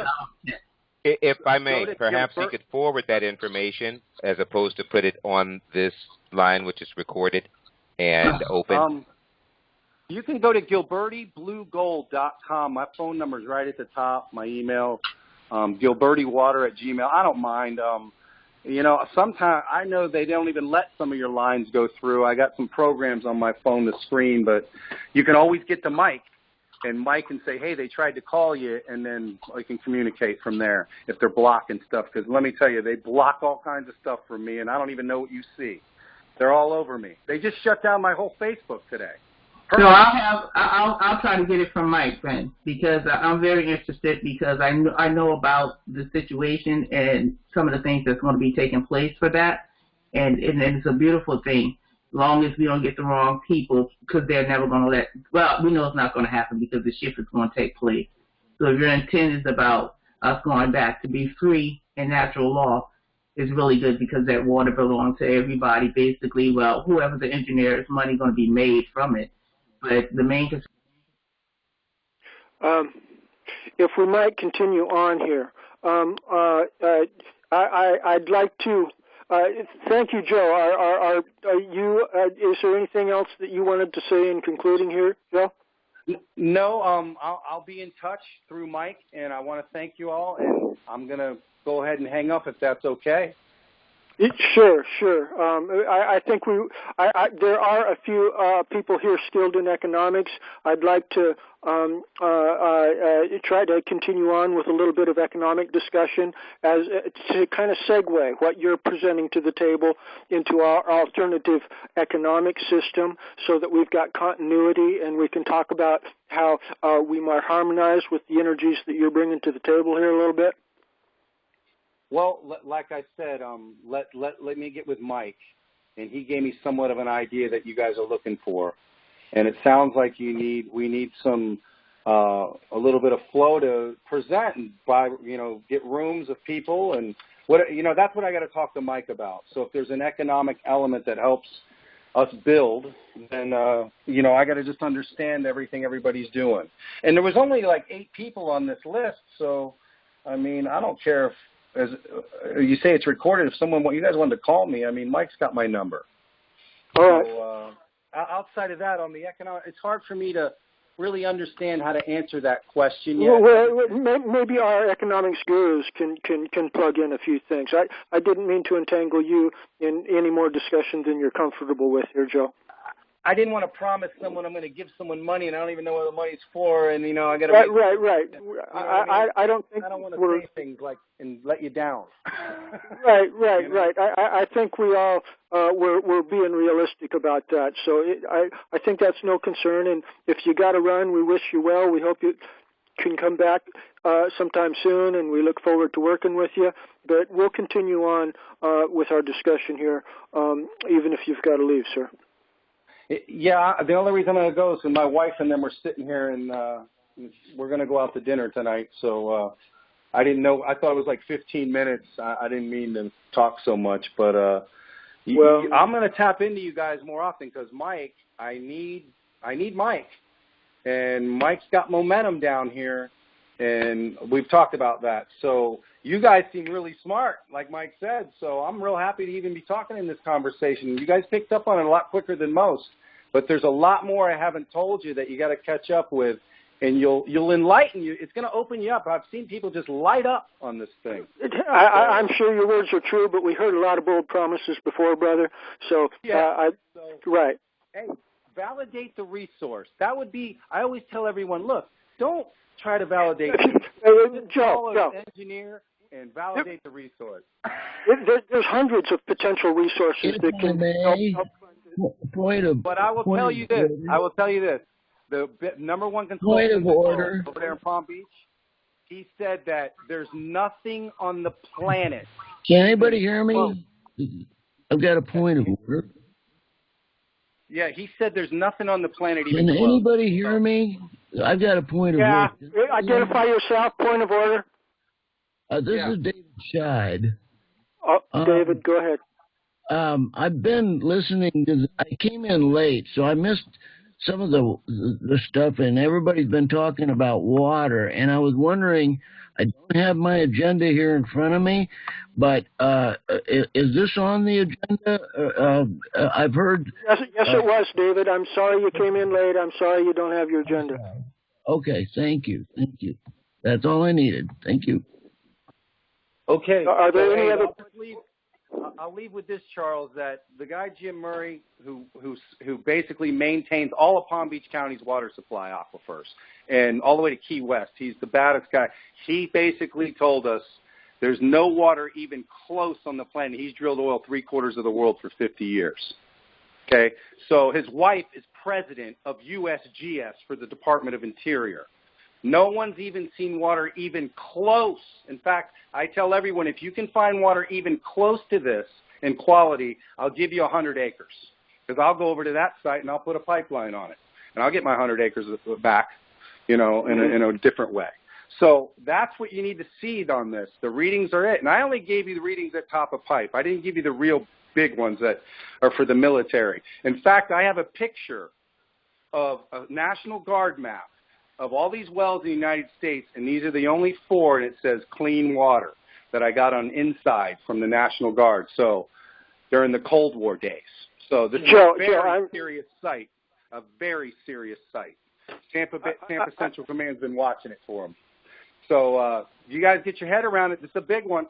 And I appreciate it. Well, we got a lot of things to get our head around, Joe. I appreciate what you're bringing to the table, but a lot of us are concerned about this coronavirus military police state that's coming at us, and the election fraud. And we are happy to receive your positive energy here. But a lot of us are focusing on the big issues of survival of America, and we're a lot of us are not going to be able to immerse ourselves in the study of your particular area of research here, brother. I understand. Hey, check out that $20 bill. The mask is on the 20. So I saw it on your PDF. That is an impressive little. Crazy. Not China. Yeah. Why aren't they talking about that? So Biden and Trump. What happened? All right. Thank you very much. Thank you. All right. Bye-bye. Goodbye, Joe. Michael. Do you have any concluding comments here, Michael? Not really, Charles. I just wanted to thank Joe, and it's a very intriguing project that we have going on down here, and it is going to eventually result in funding for our efforts of creating local communities, assemblies, county congress, and it's time. It's an idea whose time has come. And it's going to be very interesting. That's all I have to say. Thank you, Charles. All right. It looks like we lost John Root. He is a talented fellow that is very skilled in economics, and I was hoping to get his opinion about how all of this might fit together in the alternative economic systems that John has spent so much time attempting to engineer. But it looks like we lost John. So hereunder, I guess we should probably broaden out the discussion for other people's questions and comments about how this might fit into our agenda of both alternative economic systems and promoting the broad-based revolution, nonviolent, that converting to common law, responsible self-government. I think that would be a good segue to kind of de-escalate from the intensity of John's presentation here and return to our general theme. Anybody here have comments or questions on that?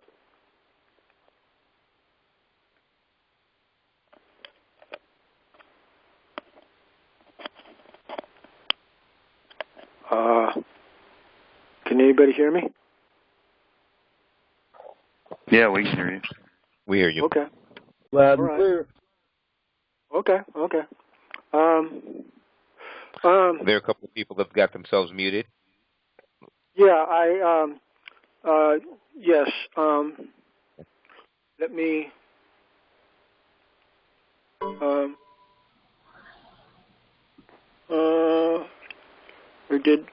Or did I unmute Cynthia? Meant to unmute her. Yeah, but she looked like she muted herself. Okay. Back, so apparently no comment there or no questions. Okay. It looks kind of like. Okay. Well, I guess we lost John Root. We've got Chris Cave.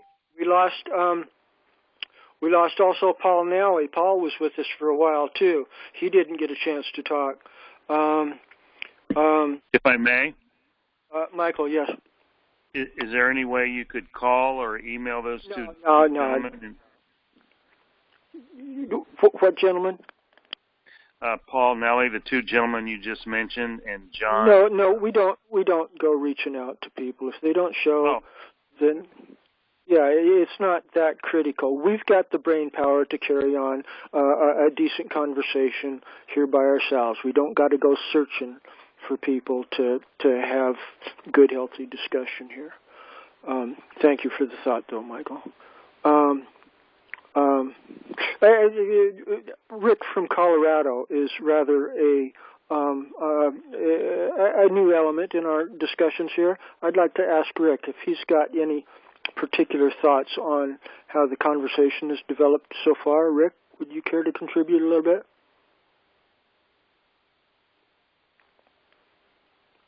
Are you there, Rick? Are you muted? Well, he must be away from the phone or something.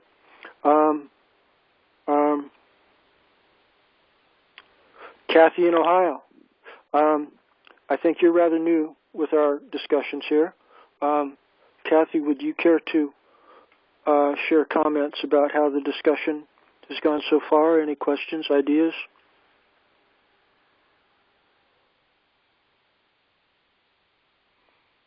Apparently not. Well, okay. That was really a significant discussion that we had there with Joe, and I thought there might be a little bit more follow-up. This is Cynthia. I know you said I was talking too much, but I would like to say something about that because Joe made because this water, this is a long time coming for us, for our healing and everything else. I'm not really sure exactly how he's putting it together, but my concern was, I think it's because it's Conchina, it's water of Conchina, it's going to happen, and we can play a major part in that and do it in our like private society without going through the cooperation and just taking control of our water ourselves, because they want to poison the water and stuff like that. So I believe what Joe has to offer, we need to really take a good look at that. And since he's going through Mike or whatever, take a good look at that and see how we can convert it into helping him do so on a private side, away from the cooperation. And this can be global and worldwide, because this water is global and worldwide, because it's from, I'm going to say Mother Earth, but Terra Nova and Artemis. And it's going to take place. And we can play a big role in it for this shift to start making it happen. And we can be a part of that, because it's about our journey and being free and being healthy as well. we don't know the power that we do have. Like you were saying, the Seventh Amendment in our own society, we don't have to ask anyone because we're doing the same thing that they're doing. So Joe presenting himself tonight was very, very unique to me because I knew about the Blue Conchina for many years spiritually and everything, but I didn't know when it was going to take place, and this is the time now for it to be revealed. So we can play a role in it or not, but it's going to happen. But it's good to listen to what he has to say if we want to move forward, because it's really a beautiful thing taking place for humanity right now. But it's about our intent. I don't know what his intent is or anything like that, but it's not about making money, but for us to become healthy again and get the nutrition and stuff and stop being misled and controlled. I yield. If I may, Michael in Florida. Cynthia, your volume is extremely high. Oh, wow, I keep putting it down. It keeps going up and down. Yes, it's up again. Well, it's to be honest with you, it's annoying because we have to turn our volumes down for you. Yeah, I got it turned down now. It sounds better? No, it's very loud. It's booming. It's still loud? Yes, it's very loud. We really what need about to now? Problem. Yeah, it's very loud. Oh, wow. Now I can't even hear you guys. So, yeah, I'm probably going to have to, I'm sorry about that. I'm probably going to have to start using the phone like you said before, but I thought the last conference that I was on, when I had turned it down, it was better. No. But I just want to say, I think, Joe, if we look into it, because it's going to take place, because the water is a healing water for the land and for us. It's going to be released. And you can be a part of it. I yield. Thank you, Cynthia. Can we move on? You're welcome. Thank you. Yeah. Let's move on, please. Thank you.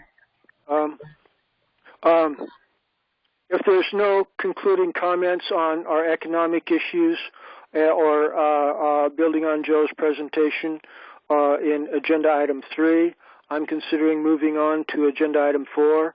One last call for discussion on Agenda Item 3. Is there anybody that wanted to discuss general economics or Joe any further?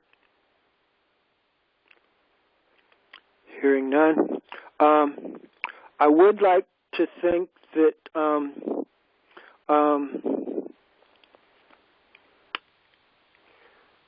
I was going to go to Agenda Item 4, but now as I'm thinking about Agenda Item 3, in the document that's web linked there, my alternative economic systems document that's incomplete, 9 pages, there's a section in there where I talk about economically incentivizing grassroots people by giving them credits drawn on the county treasury to appear in county commissioners' meetings, and to there under pressure the county commissioners to convert to more responsible and accountable governmental policies. And I can't help but think that the way Joe was talking there, it sounds like the agenda that he was moving forward with would have a use for people showing up in county commissioners' meetings and things like that to help pressure for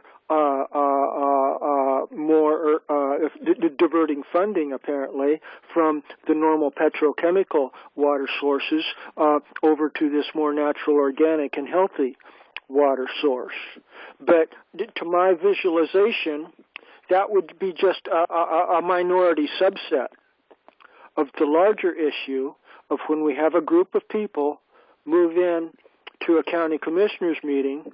That would be a minority subset for Joe's alternative water agenda. The major issue would be to convert the form of county commissioners, form of government or supervisors, from their municipal mode of governing and over to the organic, accountable form of county court model of governing, where the county governing body is the elected chief spokespersons for each of the precincts that exist within that county governmental system.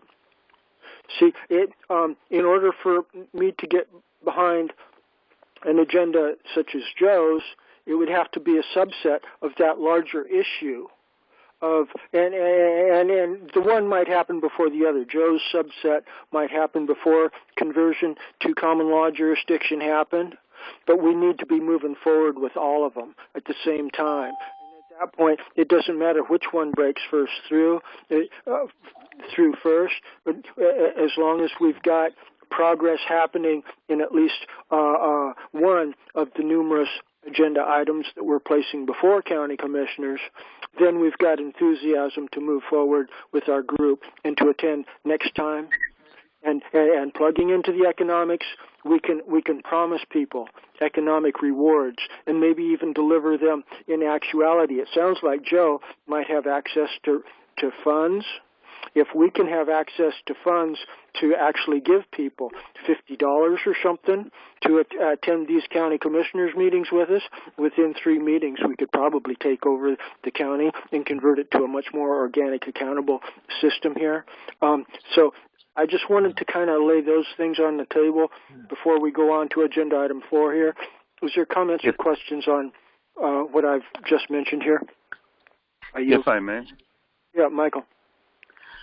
Not on exactly what you mentioned, but I did want to leave this information for everyone. It's regarding localism, creating local self-communities, self-reliant communities. It's a website, very interesting website called Institute for Local Self-Reliance. It's the web address is ilsr.org. ilsr.org. Very interesting site. Just a brief about the Institute for Local Self-Reliance has a vision of thriving, diverse, equitable communities.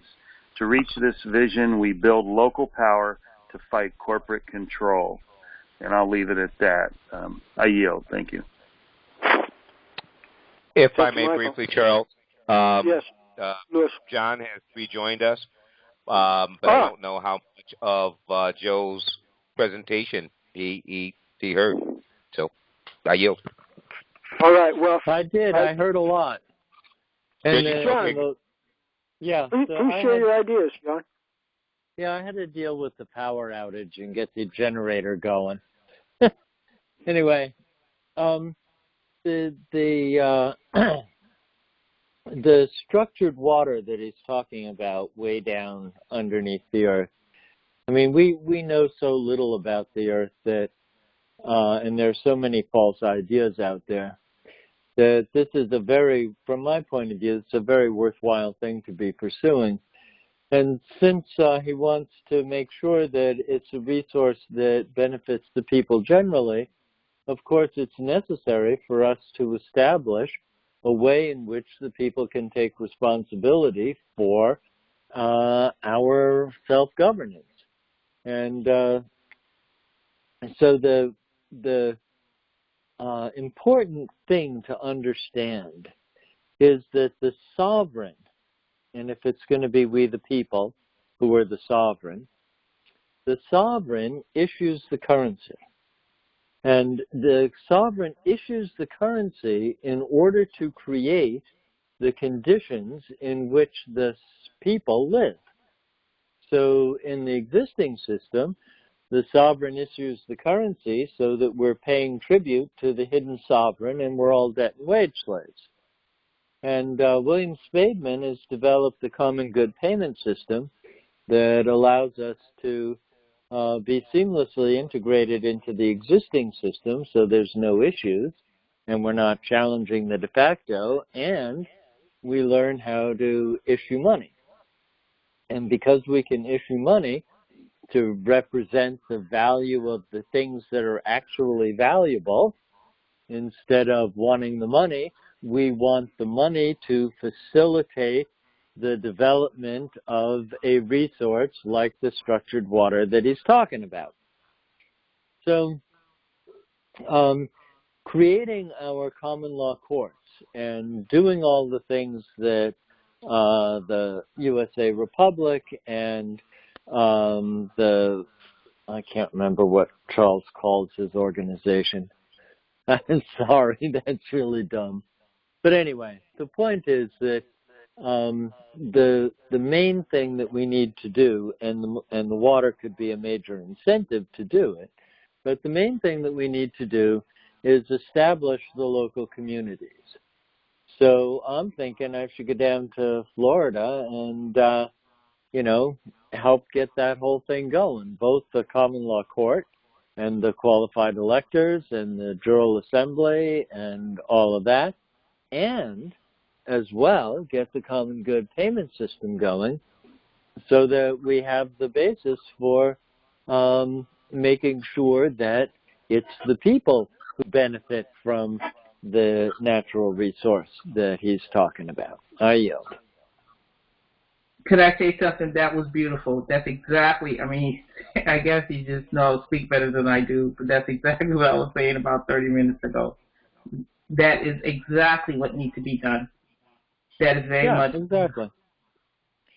So Charles and I have been talking for years, and what he's doing and what I'm doing, and joining forces more and more, is what I call, or what Jefferson called, the Ward Republic. And the authority of the people is always what happens in the face-to-face meeting when the people, whoever they are, wherever they are, but preferably in a place like down there in Florida where all its water could be initially accessed, when they're talking with each other about how the world should be, the better world that we all know in our hearts is possible, as soon as we're talking about that, guess what? Everything that we need, all of it, everything that we need to make a just and sustainable abundance for everyone is available.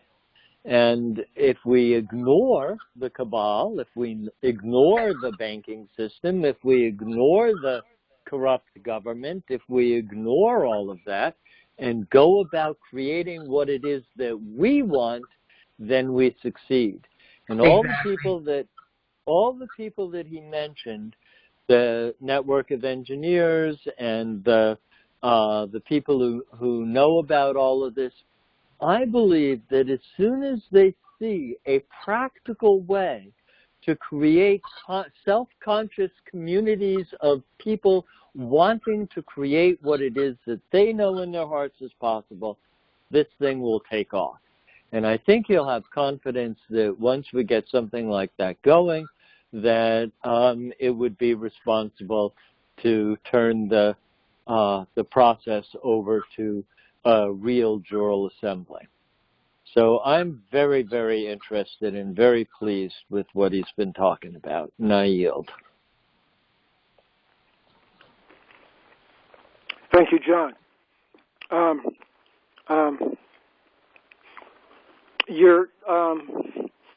Are you seriously entertaining maybe taking a trip down there to Florida to look around a little bit? Yes. Yeah, I have to. My wife is recovering from knee replacement surgery, so it probably won't be until sometime after Christmas, maybe New Year's. But yeah, I think I should take a little contingent with me. We should put something together. Yeah, well, we definitely need to put you in closer contact with Michael here so that you guys can coordinate. Right. It's so interesting that the water thing runs through my whole biography. This issue of the what do you call it? The natural healing power of water. And I've been very interested in the work that Schauberger did and the vortex. And I even have a vortex creating device in the water system for the house. So it's not a new idea.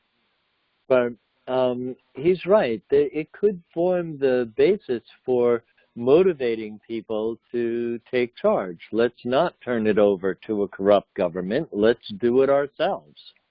And let's get the people together so that we can talk about what would be the best way to responsibly develop this resource so that it genuinely does benefit everyone.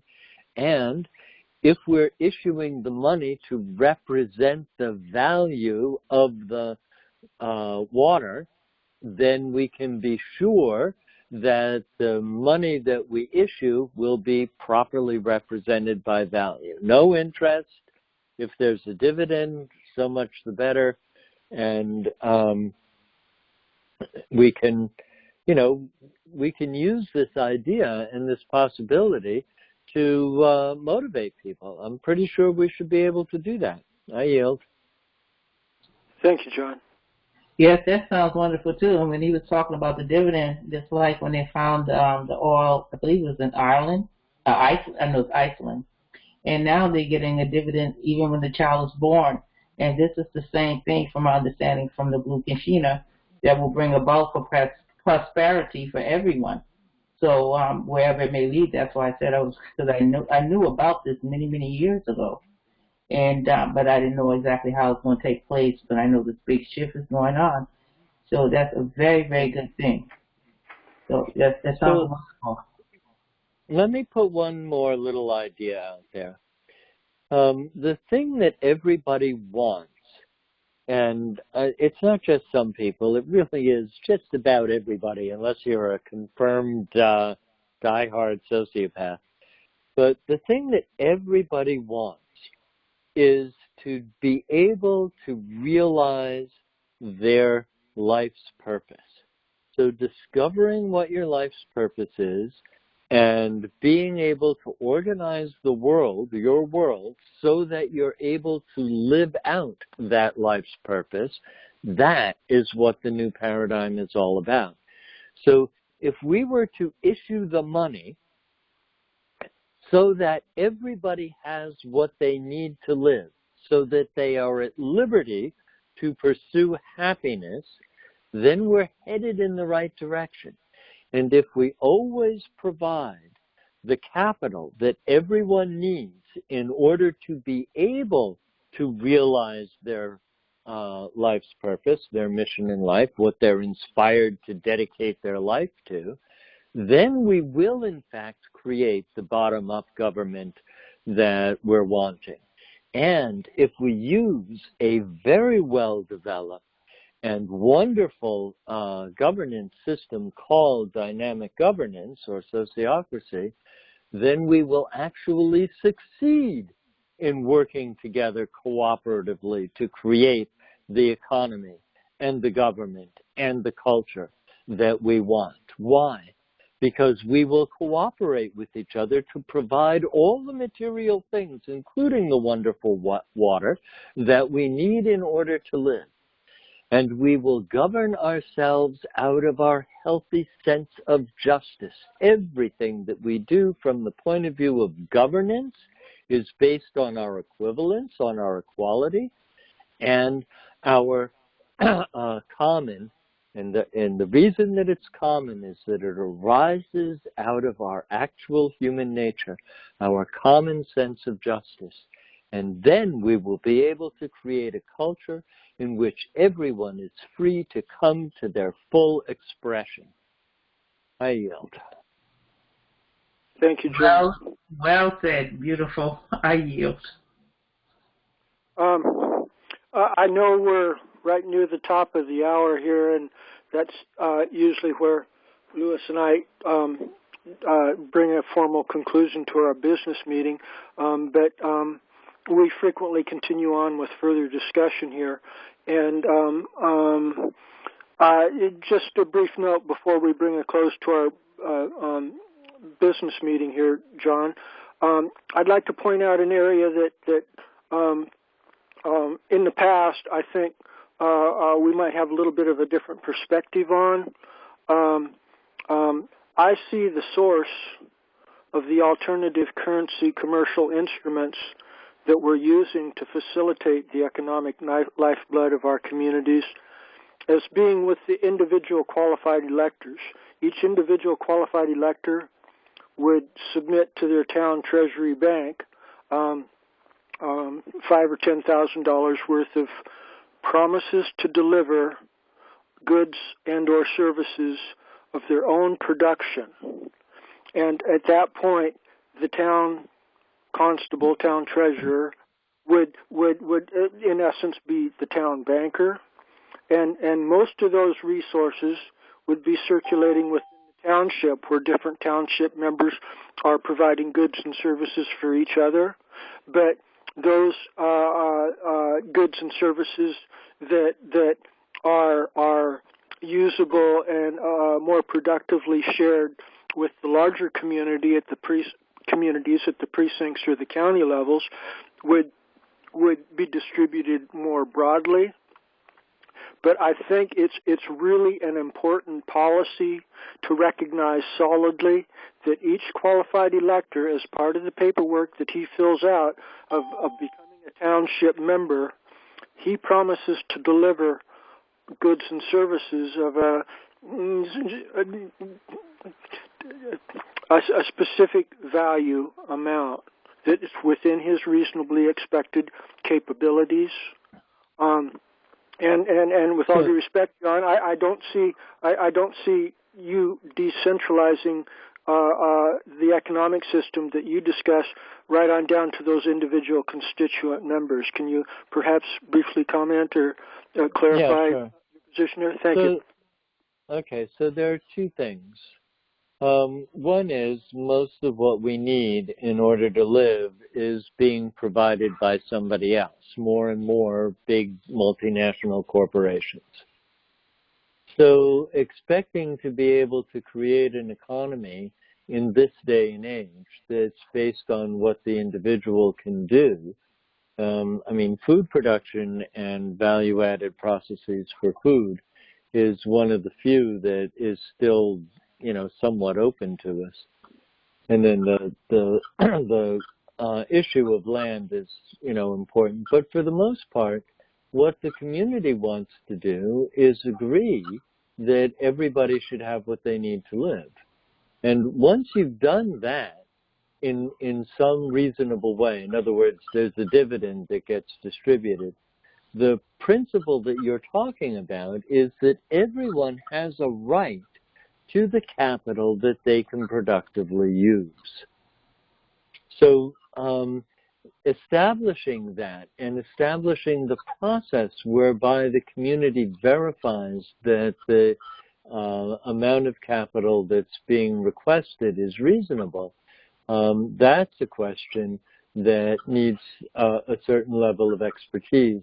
And what the community wants to know is that the person who's requesting the capital from the community, which it's going to create, right, it's going to issue it, knows what it is that they need.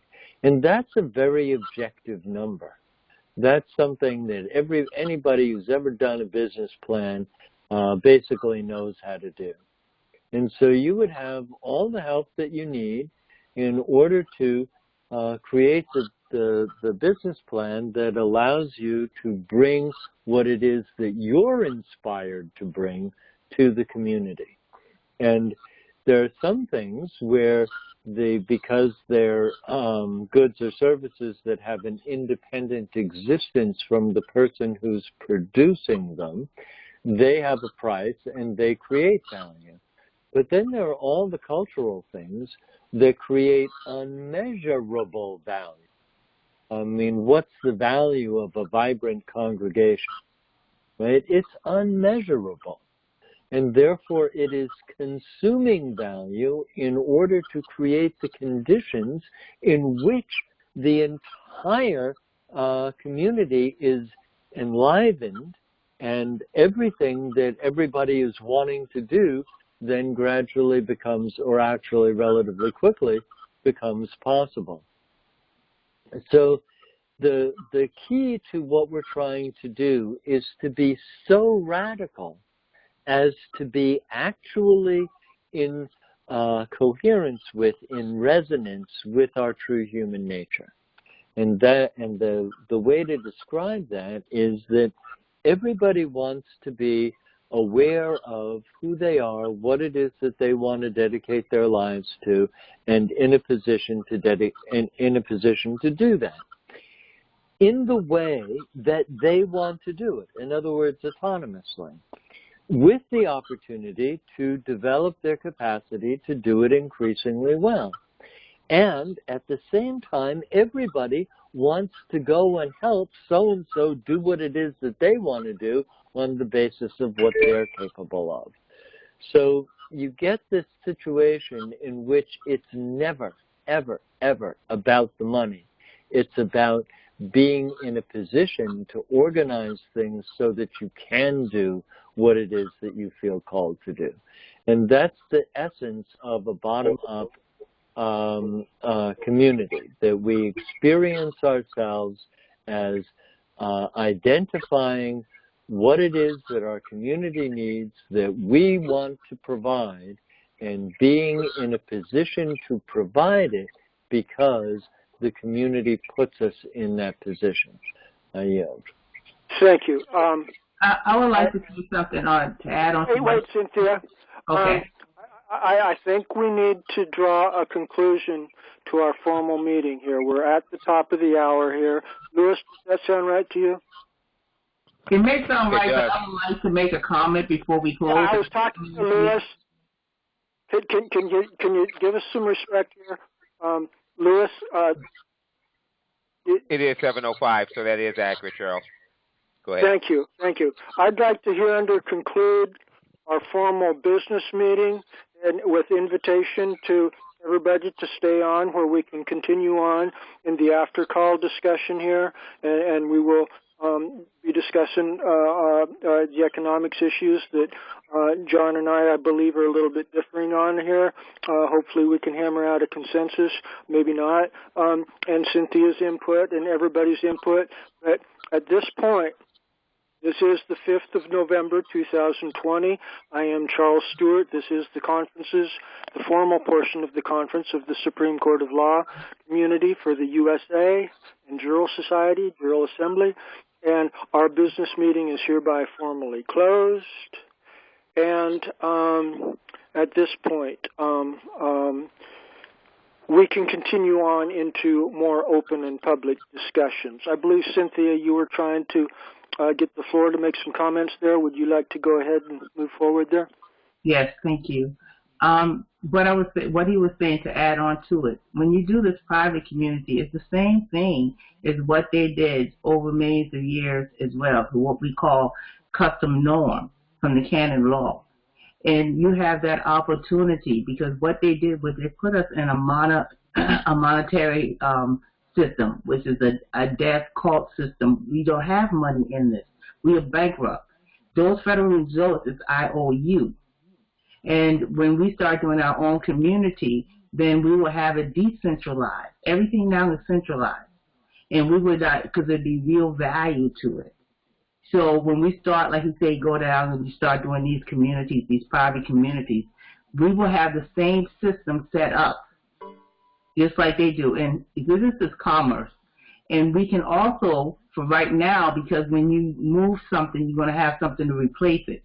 It depends on how strong we are. That's why a lot of these private communities that I am listening to now and learning a lot from, that they had already structured different things, have already set up, and a lot of them going global all over the world, because this monetized debt system that we're in is global, the IMF, everything. So people are doing it now as well. And it's important that we can do this also. Well, we all want to do it, because this is the shift. And it's going to be a different from the cooperation, but more for man. And like he was saying, is about us giving our energy back to each other, unified. Like we help each other, we do different things. But it won't be a debt system. It'll be a life system.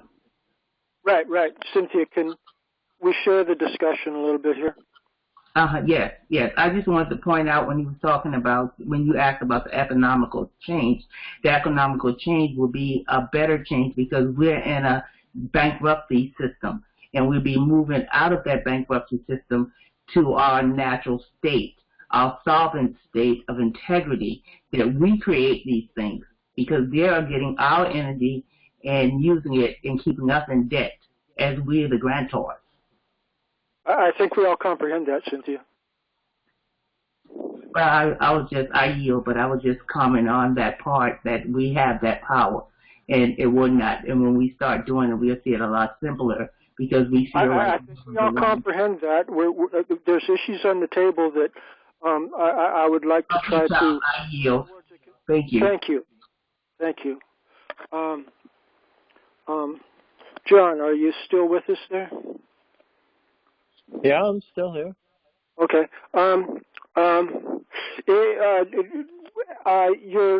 Your outline there, I didn't hear you respond directly to my specific point about the credit debt instruments that are circulating amongst us being issued by the constituent members or qualified electors of the individual within the individual townships. It sounds to me, if I might expand just a little bit, like you're advocating some sort of centrally planning mechanism for the issuance of a general currency that doesn't track the individual contributions of the individual constituent members.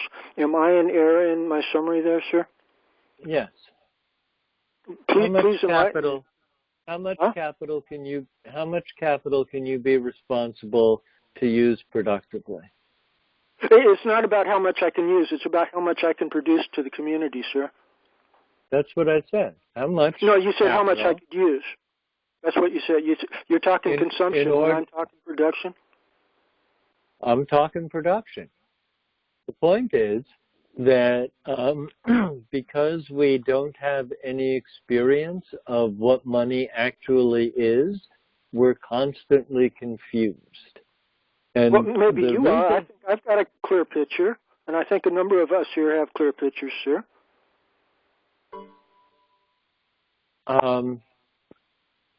There's a presumption that money needs to be issued for production.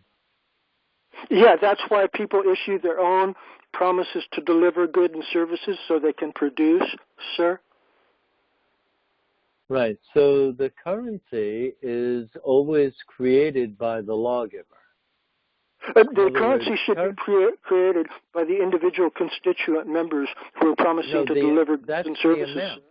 Huh? No, that's the amount.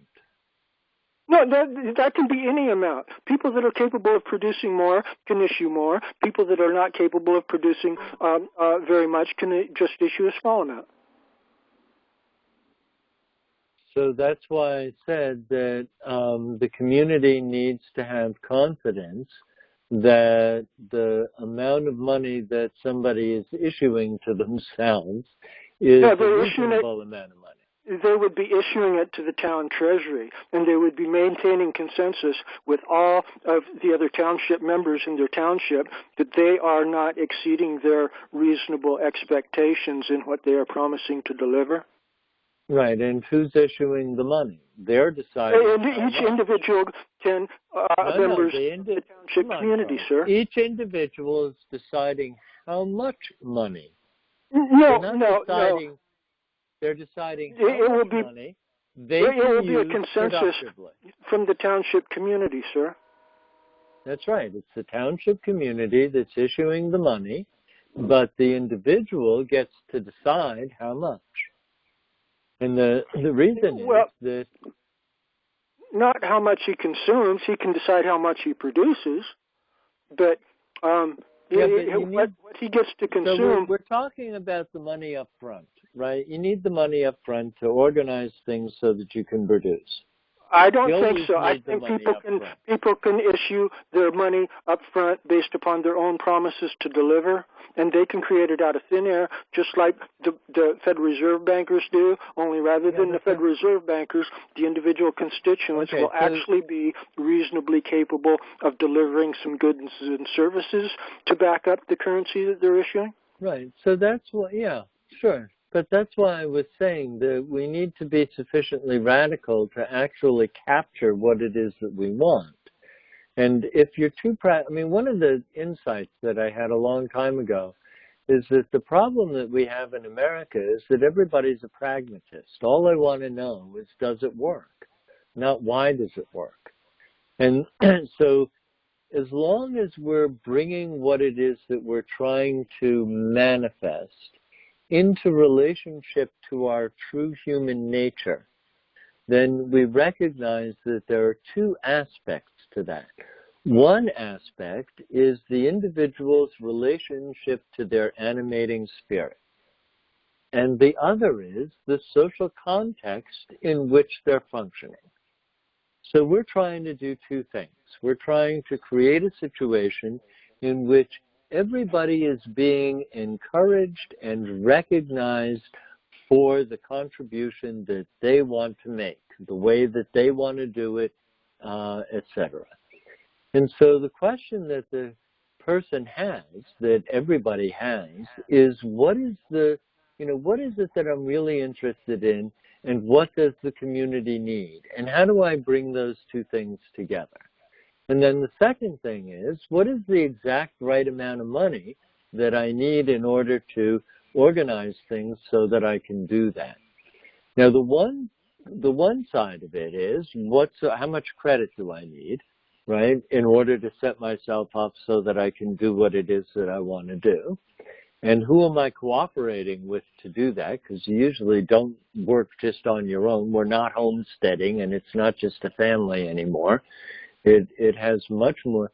Most of what we want to do has to do with the culture, like the Supreme Court of Law for the USA. Most of it has to do with that sort of thing, not producing a widget.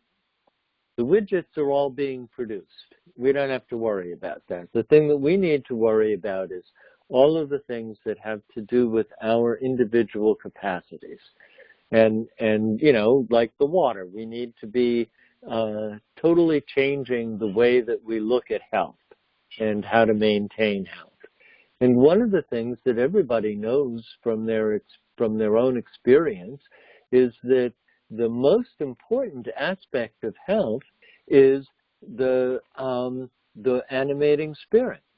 I mean, when you're really enthusiastic about doing something, you're in really good health. And when you come, even if you're eating Twinkies, I mean, really, it's an actually very well known, if secret, fact. So that's the level of radicalness that we need. That what community means. There are two elements to the word community. One is the gift. So munus is gift, and commune is together. So I am together with all of you because you recognize the gift that I have to offer the community. And that is, in fact, what creates community. Community is created by our ability to recognize each other's gifts. Now, the way in which the money plays into that is that everybody wants to know objectively as possible how valuable what it is that they're doing is. And so there has to be a way in which the community can have a say in pricing. Once you've decided as a community, which is a very easy thing to do, that there should be no externalized costs, so we're going to include in the price that we pay for our food all of the costs of producing the food. And once we've agreed that the pricing is a matter of our healthy human judgment, then we begin to get that real concrete experience of the the objective nature of what it is we're doing. If I'm producing something and nobody wants to buy it at the price that I'm, or even at any price, right, without advertising and manipulation and all the mind control and all the rest of the stuff that goes on all the time, I want to know that, because then I'm going to change modify it. I'm going to get the feedback that I need from my customers or from my clients, and I'm going to modify what I'm doing so that it really is valuable. That's what we all want. We all want to be in a position to do what our community values, that we're particularly suited to do because that's what we're inspired to do. In other words, we have to be sufficiently radical in our understanding of our true nature so that the question for the community is it a good idea? Somebody has an idea, something that they want to do, and so the community is going to ask itself, well, is this a good idea? And once they've decided that it is a good idea, let's do all the roadways solar. Let's use solar cells to pave all the roads. I mean, it's just an example. Then the question is, are there people who want to do it? Because if there are people who are wanting to do it, particularly the people who proposed it, then the next question is, are they capable of doing it? Because if they're capable of doing it, the next question is, do we have the educational facilities? Do we have the knowledge within the community to make sure that the people who are wanting to do this will really know how to do it so that we can have confidence that it'll be done well and we'll realize the value? Then the next question is it a good use of the resources, both the natural resources and the built resources? I mean, one of the things that towns complain about when the frackers come is, oh my God, all that infrastructure that's being destroyed by the trucks is going to fall on the taxpayers who aren't going to benefit. So is it a good use of the built resources? And is it a good use of the natural resources? As soon as it's a good idea, there are people who want to do it, they're capable of doing it, and it's a good use of the resources, then we will issue the money to realize that value. John? Yeah.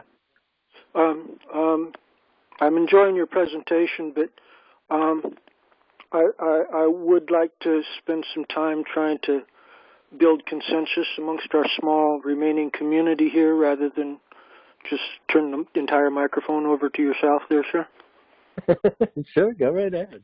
I just thought that I should answer your question reasonably comprehensively, Well, I appreciate your effort, but a little bit of a pause once in a while and some back and forth, to my mind, is of immense benefit. And yeah, let's do that. Okay, are there others that haven't spoken very much that would like to participate in the discussion thus far? Anybody? Hearing none.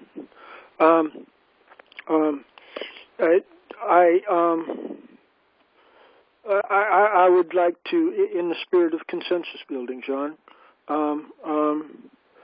it doesn't seem to me like you're fixating on the township community level for deciding how much resources each individual member constituent of the community should receive. It seems,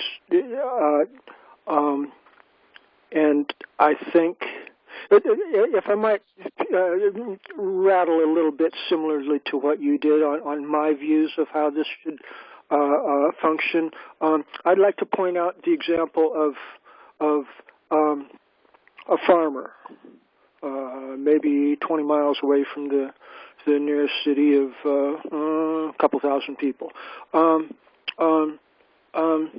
He can produce a lot of produce and maybe even animal products that are desired by the people in the city. But it's usually a narrow harvest season, and when that farmer has harvest, he would take his cantaloupes and watermelon and corn and whatever else he's growing, and he would deliver it to either a central distribution network, probably organized at the precinct level, which would be 10 townships, so that instantaneously, as soon as that food is ripe and ready to consume, it's instantaneously distributed to everybody in the community. And if he's producing way more than that precinct level 100 court community can use, then it's produced even wider to the county and larger communities around, so that the modern store grocery process of keeping things in refrigerators so that they can be sold in off-season later on, that would be over with. People could get the produce, the fresh produce, delivered to their front door instantaneously as soon as the farmer harvests it, and it goes through the central distribution network and out to the individual households. Then the individual households would decide whether to refrigerate it or freeze it, or what to do in accordance with their needs. And if they didn't want some of it, they would just pass it on, and it would be distributed further on out through the community. And at that point, even though the farmer is only producing for maybe 2 or 3 months a year when his harvest season is happening, he gets enough credits from the amount of produce that he has produced for the community there, the larger community. He gets enough credit because he produces massive amounts when he does produce it, and at that point, he's got enough credit from what he produced so that he can buy all of the necessities for his existence out on his farm for the other 10 months of the year. Yeah, that's why I said that. Does that sound like a reasonable environment that we could be moving towards? Right. So what I tried to do, or what I did do, was help create the first community-supported agriculture project in America at Indian Line Farm. And that was that whole idea. So what you're recognizing is that the activity that we feel called to engage in and doing it the way that we want to do it is the important thing. And that needs to provide enough money. This is the whole parity issue. I don't know if you're familiar with parity in American history. There's a long period where they're destroying the family farm and consolidating everything, and there's a lot of protests. And so the Department of Agriculture decides that they're going to provide price support so that the farmer has parity. The farmer can actually earn enough from his crop, even though it's being treated as a commodity, et cetera, so that he can actually live. And, of course, it hasn't, because it was because the essence of it was never totally understood, it hasn't worked, and we've never really had parity. But it raises the issue of at what price. And so there are two questions. One question is, what is the standard of living that our common economy can provide us all with? Right? What is the standard of living that our community can support for everyone? And there are lots of people who aren't capable of producing value. There are lots of people who aren't capable of earning their living. I spent my career working with people with disabilities.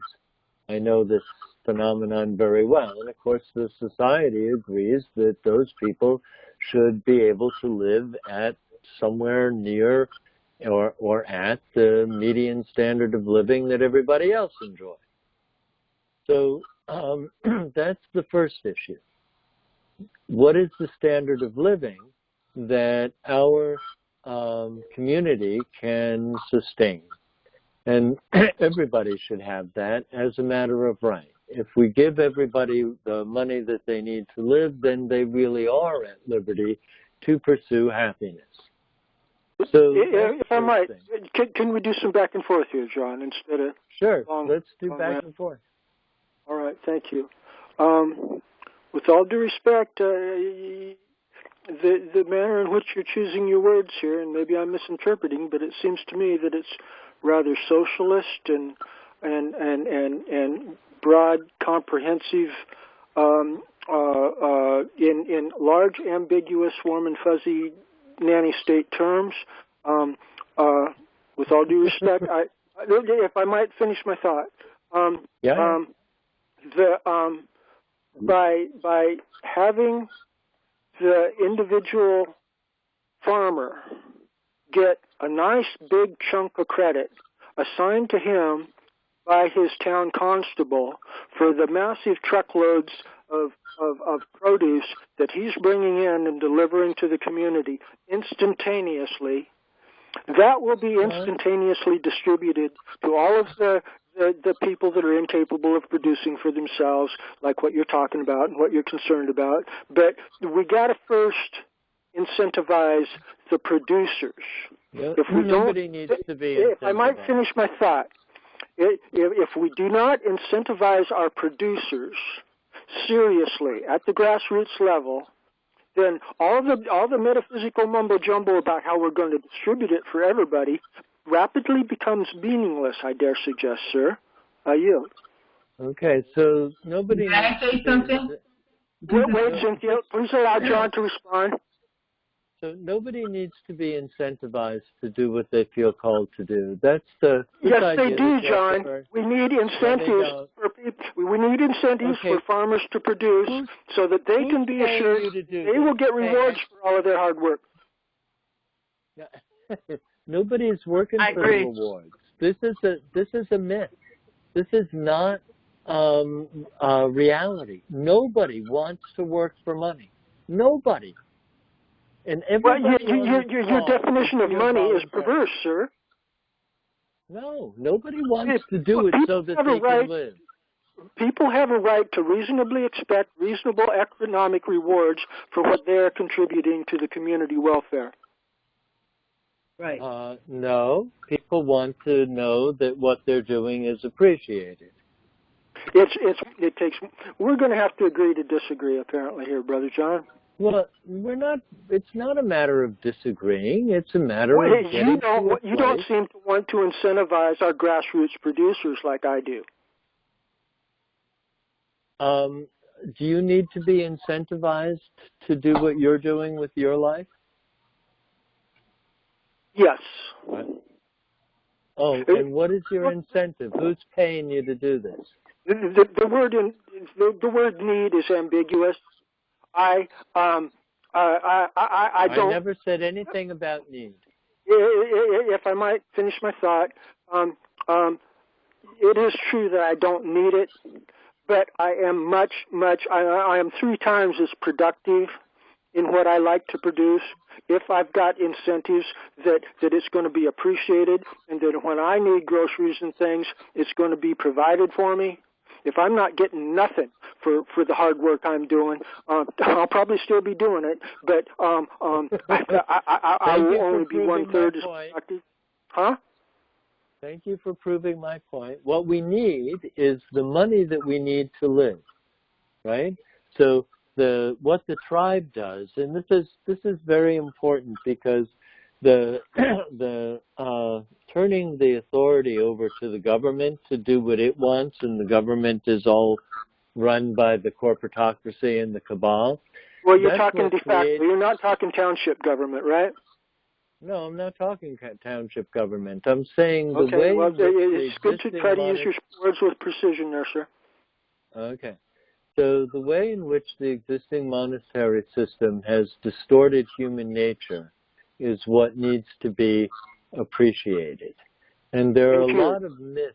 There are a lot of myths that are just simply lies. And the main lie is that people want to earn their living. Nobody wants to earn their living. Everybody wants to have their living given to them. In fact, I don't agree with that. Well, you're doing it regardless.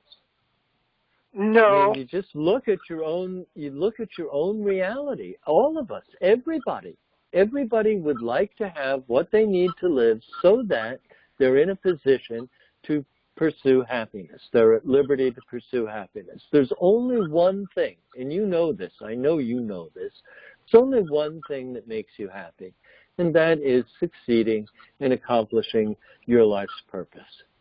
That's and very knowing ambiguous. your life, it's not in the least bit ambiguous. You know what your life's purpose is, and the only thing that makes you happy is pursuing it. And you go about it just in as terms of doggedly as I practicality of engineering economic systems, those are ambiguous statements, John. What's ambiguous?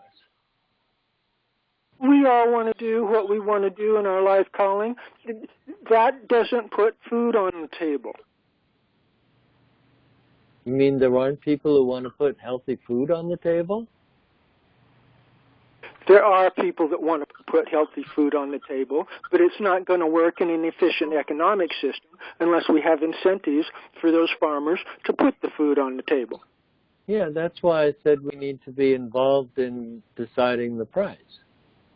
The township. No. The township. The price is afterwards.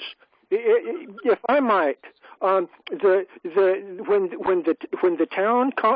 the farmer brings all of his produce into the distribution point, that food gets distributed instantaneously to everybody that is a constituent member of the community. Instantaneously, and the value that is assigned to that farmer for what he has contributed can be done afterwards based upon the consensus of the township or precinct level community. Does that sound right? So you're saying what I'm saying a little bit differently and not quite as sophisticated. Well, I think it's more specific, but and sophisticated means adulterated. Are you aware of that, John? What I'm trying to say is that the the way in which we've been trained to think about all of these issues is the problem. So you don't ever want to create something out of the example. You always want to create something out of the principle. And so I'm just talking about the principle. How you work it out in practice with real people who wanted, who are wanting to grow the food, and most of the people who want to grow the food have a particular thing that they want to do. They have a particular aspect of the food system that they want to produce. So the responsibility of the community is to make sure that what it is that they want to do is a good use of the resources. You never get away from the way in which the tribe creates the conditions in which we all live. So it's the monetary system that we use is what the money is being issued for is what creates the conditions. It's in the nature of the case. So what we're wanting to do, from my point of view, is come up with the basic ideas, the practical implementation of those ideas once they're established, namely that everybody has a right to an equitable share of the economy that we all participate in creating, both by being producers and by being consumers. That's the one thing, that's the one basic idea. And then the other basic idea, out of which all of the practical ways of doing it can be developed, is that everybody has a right to the capital their capacities warrant. If you have a right as part of the part of the township, as a qualified elector or not, even if you're not a qualified elector, we're not going to let you starve. But if everybody has a right to the capital that they can productively use, then you have that essence. You have that basic idea that's necessary to make this whole thing work. So I have a right to an equitable share of the productivity of the overall economy. So I get the check at the beginning of the month so that I can live at the standard of living that we've agreed is reasonable. And what's the differential between the highest paid person and the lowest paid person? Oh, well, now there's an interesting discussion to have. It's somewhere between 5 and 100. Nobody thinks that it should be more than 100, and nobody thinks, or hardly anybody ever thinks, that it should be less than 5. So somewhere in there, we're going to come to a consensus. And then how much capital do you need in order to realize your life's intention? What are you going to dedicate your life to? That is the question. That's the real question. The real question is, how do you decide what it is that you're going to put your life energy into accomplishing? Well, you need to have the feedback from the community about what it needs so that you can see what it is that you want to do. John, thank you.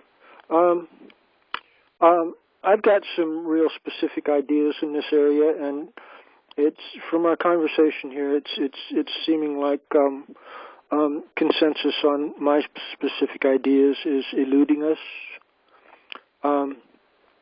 and perhaps it would be good at this point to try to open up the discussion again more to the other 3 or 4 participants here. Maybe some of them might be able to find some middle ground between us or something.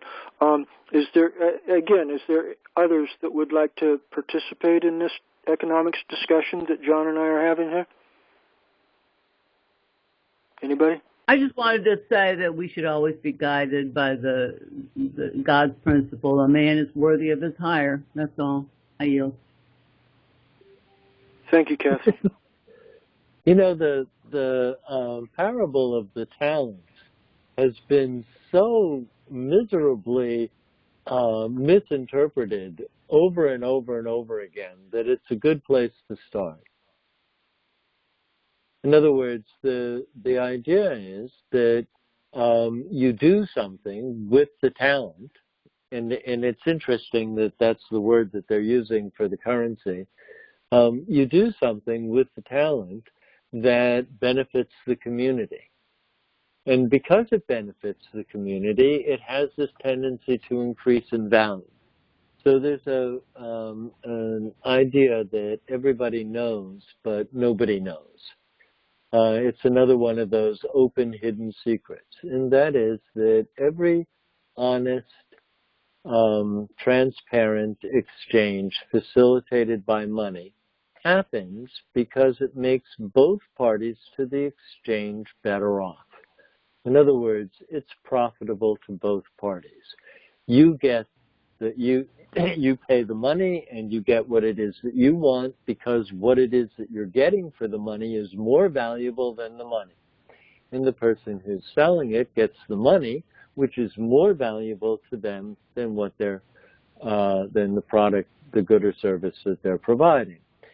So it's in our nature, it's in human nature, it's a result of human nature that we could all be enjoying rising standards of living. And the idea that we could be enjoying rising standards of living in a sustainable, just world has everything to do with the fact that using money is what enables the division of labor from one point of view, and enables everybody to pursue that which they're inspired to pursue. So what we want to do with our townships, and the most important thing to do with our townships, is to create this sense that what we want for everybody, this is the golden rule, what we want for everyone is what we want for ourselves. And when we make no distinction, and when we have no desire to control anybody, and we only do the things that we can do out of our inspiration, then we are living close to God. Then we are acting out of the creation, the creator impulse. And our entire mission on the earth, in being part of the society that we belong to, the group, the township, the whatever it is that we end up creating, right? Township is a good idea, or the ward, or whatever. Everything that we are doing is a result of being embedded in and valued by our community. So nobody will ever want anybody to tell them what to do. Nobody wants to be told what they have to do by an authority outside of themselves. And that's the principle that needs to be implemented by our townships.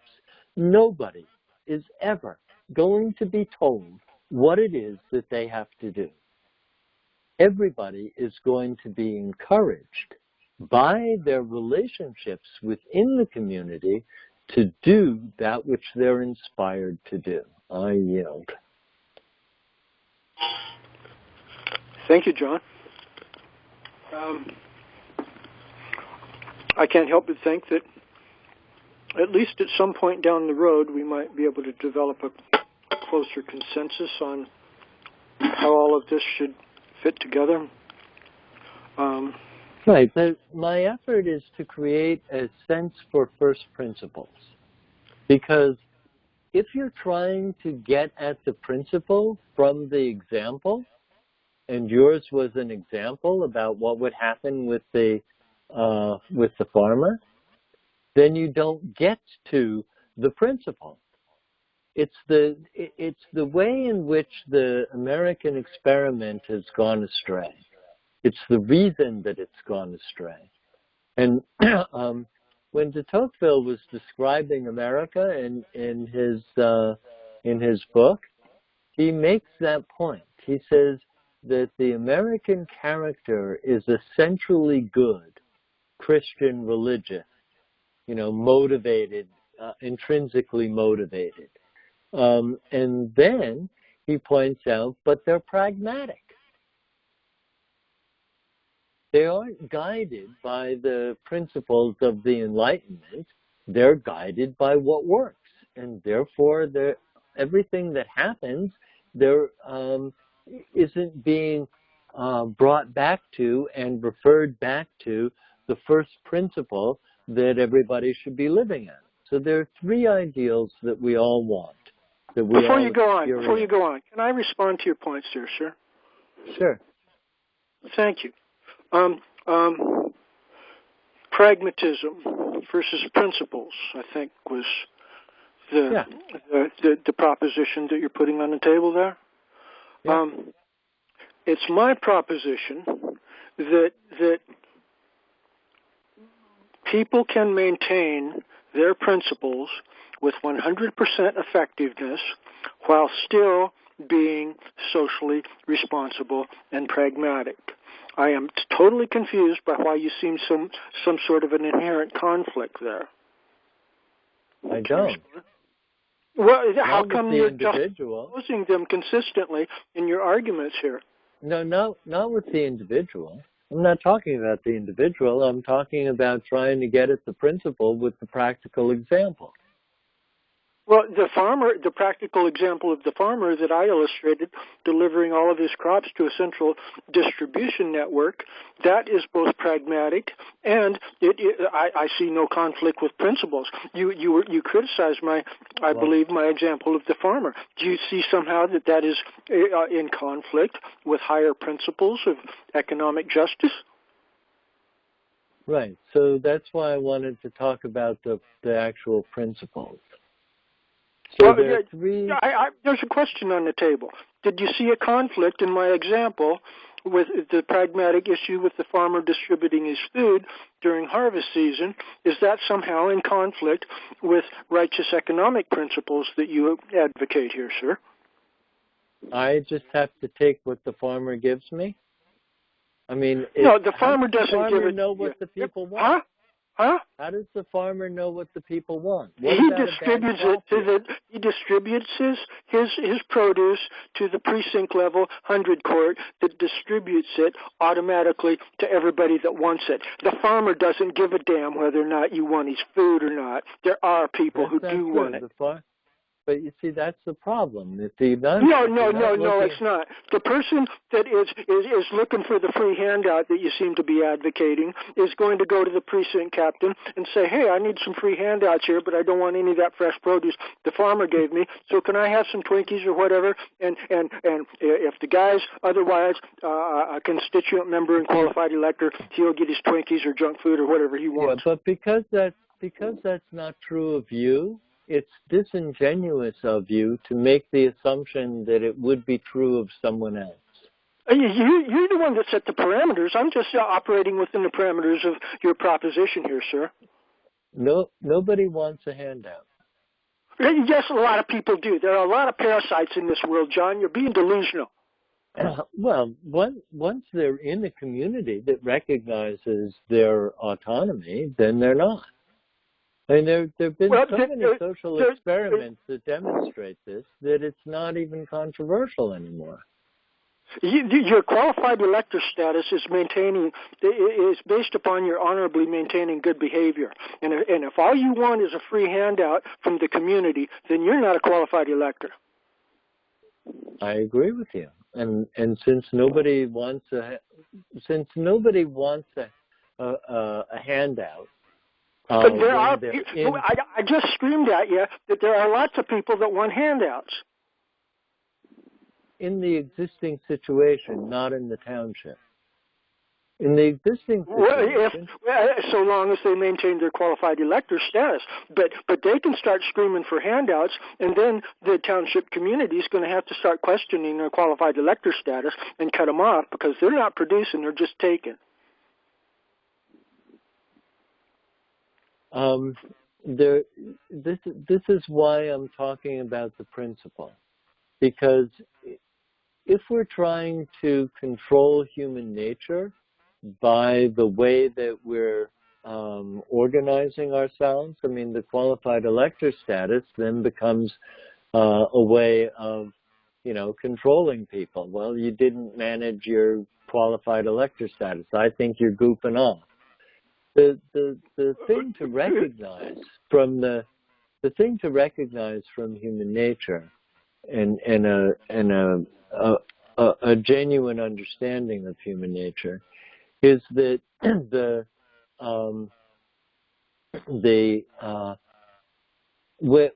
let's put it this way. Maslow described the hierarchy of needs. And when the sociologists decided whether to see whether it was true or not, they had to reverse the order. Who described the hierarchy of needs there? I didn't hear your word. Maslow. Maslow? Remember that, there's our basic needs, for food and shelter and sleep and what have you, and there are belonging needs and there are esteem needs, and eventually you get to self-realization. So there were a number of different experiments in order to see whether there was any veracity to Maslow's hierarchy of needs. And what they discovered was that self-actualization is the motivator. Everybody is motivated by their desire for self-actualization in order to take care, and as a result, they take care of all their other needs. So what I'm trying to get at is that an honest conversation about our nature is the most important thing to have. I agree. Since we need to be sure that what we're saying is true of us, and true of you, true of me, true of everybody else on this call, true of everybody who's dedicated their life to restoring common law and to getting rid of the nanny state and the control. So that's the most important thing. And once you're trying to engineer society to take care of the problems that you see in the existing society, then you're in no different situation than the nanny state, than the cabal, than the masters of the universe. The nanny state is unprincipled. The examples that I cited, I don't believe that you indicated are out of harmony with higher principles of economic justice. No, that's why I was going to say something about the three ideals. There are three ideals that everybody wants. And the first one is freedom. Everybody wants to be free to do whatever they damn please. Everybody wants to be in a position to do whatever it is that they feel inspired to do. It's I think we all know that. Part of our nature. If I may? Yeah. Nikki, please. Yeah, I'm listening to both of you, and I'm listening to you. Both have good points that you're making, and I think though where it all boils down to is going to be up to the community, which way they want to go with what is the payoff that they want in their community. Don't you think? Well, that's why I'm so interested in getting this aspect of human nature really clear. Right, and, but you have one aspect, but there's other people who have, oh wow, you do this for me, and I'm going to do that for you. They like to barter rather than having some sort of a monetary system. So it's that would never change. Right, so it's going to be up to the community to decide which way they want to go with it, and with cryptocurrencies and stuff like that. John, you just have, one aspect of everything that's out there at this present time. So it's up to the community. It's going to be up to the community what it is that they want as their method. It's the way I'm seeing it, and listening to both of you and hearing Cynthia, it seems, appropriate to leave it to the community to decide. But let them know that it's out there. And what you've been doing up there in New England Safe for the Common Good, it's excellent. Right. Yes. Nikki, the point is that you can't get around that. It is always going to be up to the community. Yes. Right? It always will. So what are the ideas out of which the community is operating? And that's all I'm interested in. The only thing that I'm interested in, really, is getting everybody to the place where they recognize that unless everything is happening voluntarily as inspired, somebody's controlling it. Exactly. Exactly. And so you're not free. So if anybody is familiar with Larkin Rose and Josie the Outlaw, they make this, when they started, they weren't talking about how to make the ideal society. They were pointing out that the entire, the moment when you give your authority over to the community or the government, you've lost it. You never, ever, ever want to do that. Never, ever do you ever want to give over to the community the power to coerce you to do anything. This is why I say it has to be completely radical. It has to be completely in concert with our actual nature. And nobody disagrees. Nobody wants to be told what to do by somebody in authority. In fact, all of us who are involved in this effort that is our primary motivation. We are primarily motivated because we're sick and tired of being coerced one way or another into doing something that we don't believe in. Absolutely. And that we don't feel is just.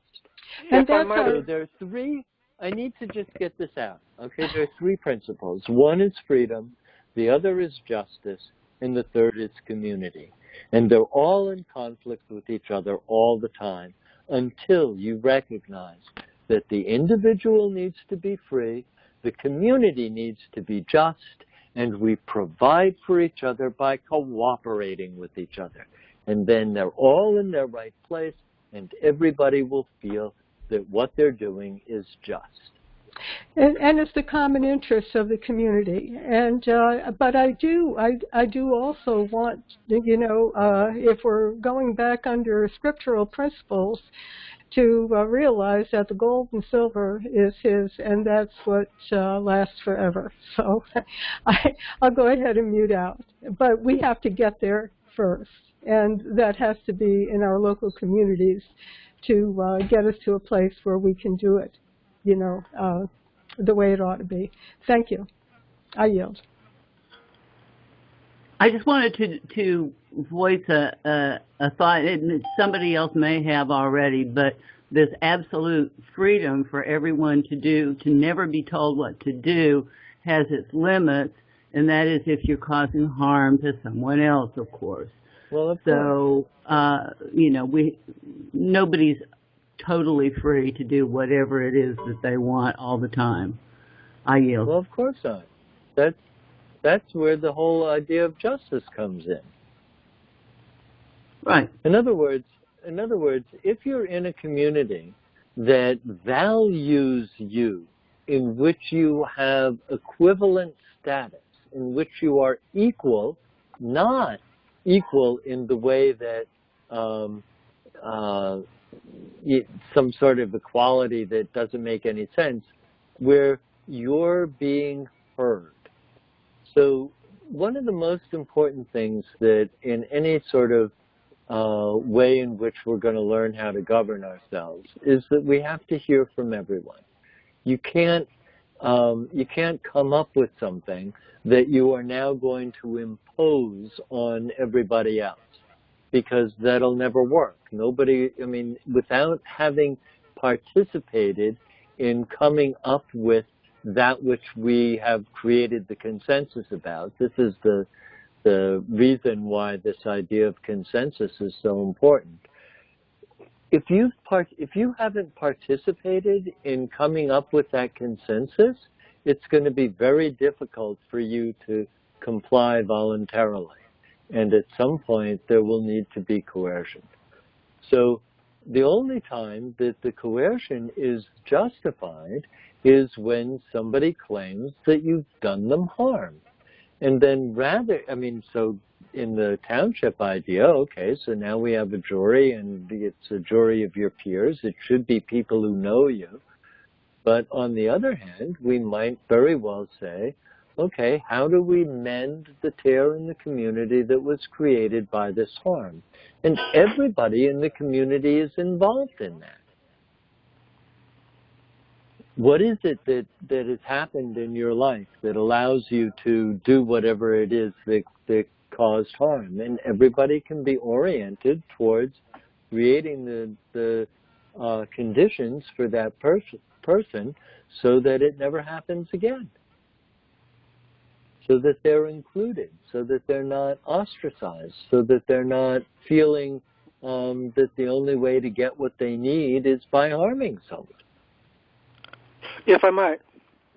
Yeah.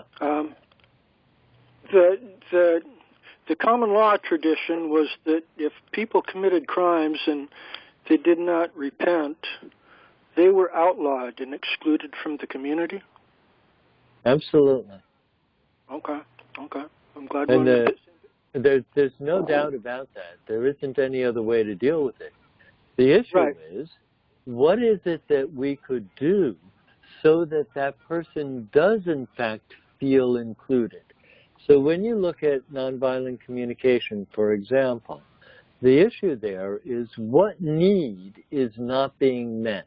What is the need of that person that is manifesting in their willingness to cause someone harm? What is it that is motivating that? And this is why the understanding of human nature is so important, because you end up recognizing that I'm just like everybody else. And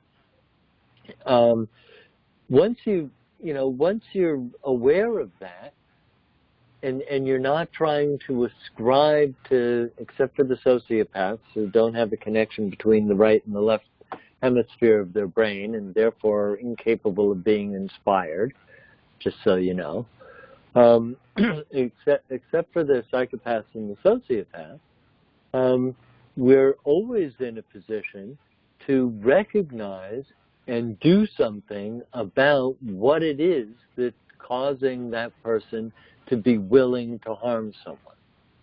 And if I once might, you're in that mindset, then everything. I do too. I do too. You're talking John, about psychologically manipulating the system so that no one will ever want to do anything that could cause harm to someone else. I think when somebody does want an act that they maybe don't anticipate would harm someone else, and it does, and they've been notified about it, then what they should do is work it out with the person that they harmed.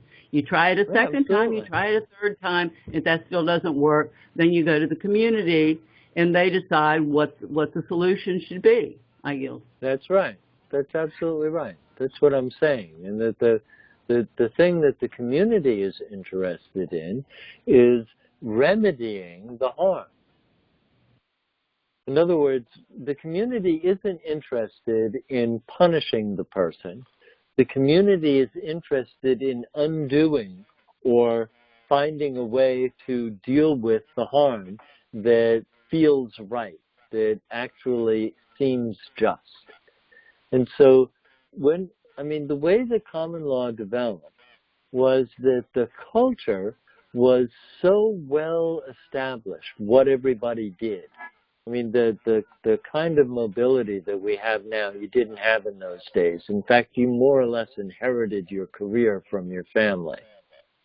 So in the nature of the way of the times when common law developed, the whole point was that everybody was integrated into the community. Everybody had their proper place. Everybody knew what they were supposed to be doing. And so if you did cause harm, then the issue was, how do we deal with this? And so if there was most of the things that rose to the level of an actual crime were egregious enough so that they needed to be dealt with. And if you ended up feeling like this person is not able to repent, to use the Christian term, then of course they would need to be excluded because the community doesn't have the capability of dealing with it. You know, it's beyond the capability of the community to deal with. If I might, thank you. John, I think you're perhaps, with all due respect, I think you're perhaps glossing over the historical conflict between the Roman Empire, slave traders model of government, and the tradition of freedom and liberty under the Anglo-Saxon common law pure model of government, and before that, the Israelite Torah model of government. No, I'm not. Well, you're focusing on the individuals, and there's paradigm wars here. There's wars between ideologies that are really, really big, and the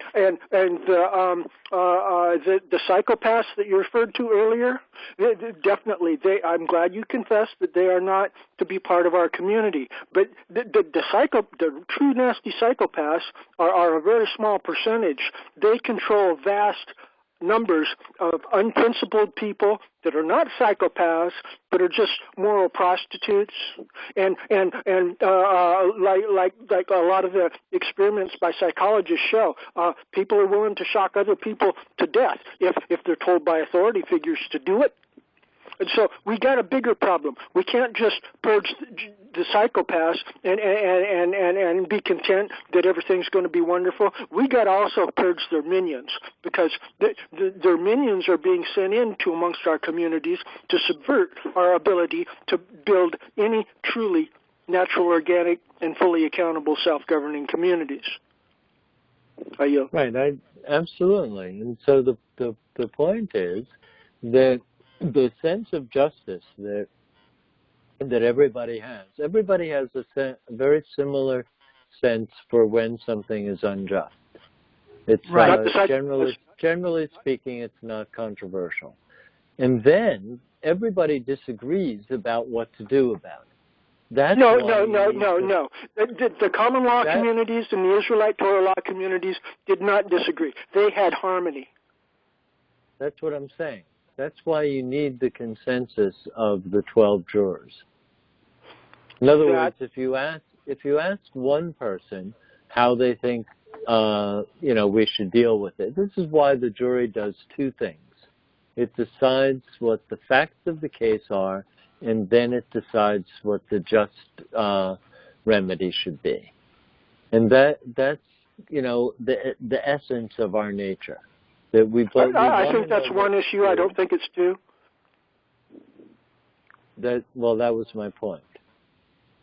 So the first thing that we need to do is establish what actually happened. And then we just need to decide what the just thing is. And because everybody... No.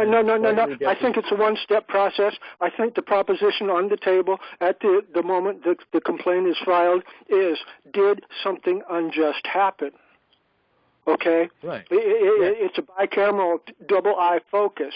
We do have a separate reference to standards of justice, and then as the facts are being presented before us, as they're unfolding, we're monitoring the presentation of the facts before the court for something that's going to trigger us and say, oh, wait a second, that was unjustified action, that deserves some punishment of some sort. Does that sound right? It deserves a remedy. Yes. Huh?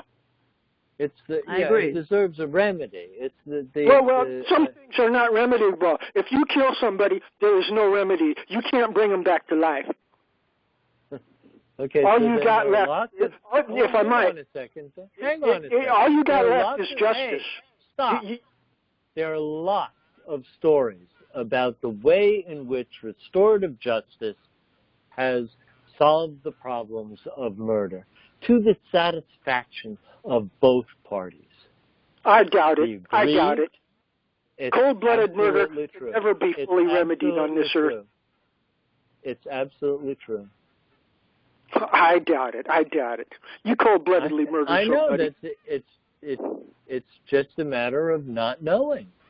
No. I think the whole motivation for restorative justice was a result of how often in a restorative justice process both the murderer, and the person whose loved one was murdered were able to reconcile. And that's what motivated the number of stories about how that has actually worked and happened. That is what motivated the development and the continued development of restorative justice. And there are... Well, it sounds in conflict with the common law tradition. Isn't that what they did isn't that the Desmond Tutu model that they use in South Africa? Right, but of course they never do any of these. Yeah, right. They never do. Yeah, there's a lot of horror stories came out of that. Right, but they never do these things to all the way. They never do them all the way.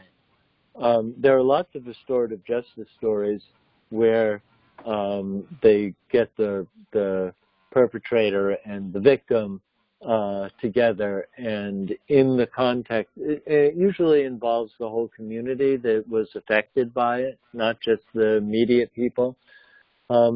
And then there gradually develops, sometimes it happens very suddenly, sometimes it happens over time, but what develops is the way in which to create the experience of justice. Okay, this harm has been remedied because we've all agreed to do this, that, or the other thing.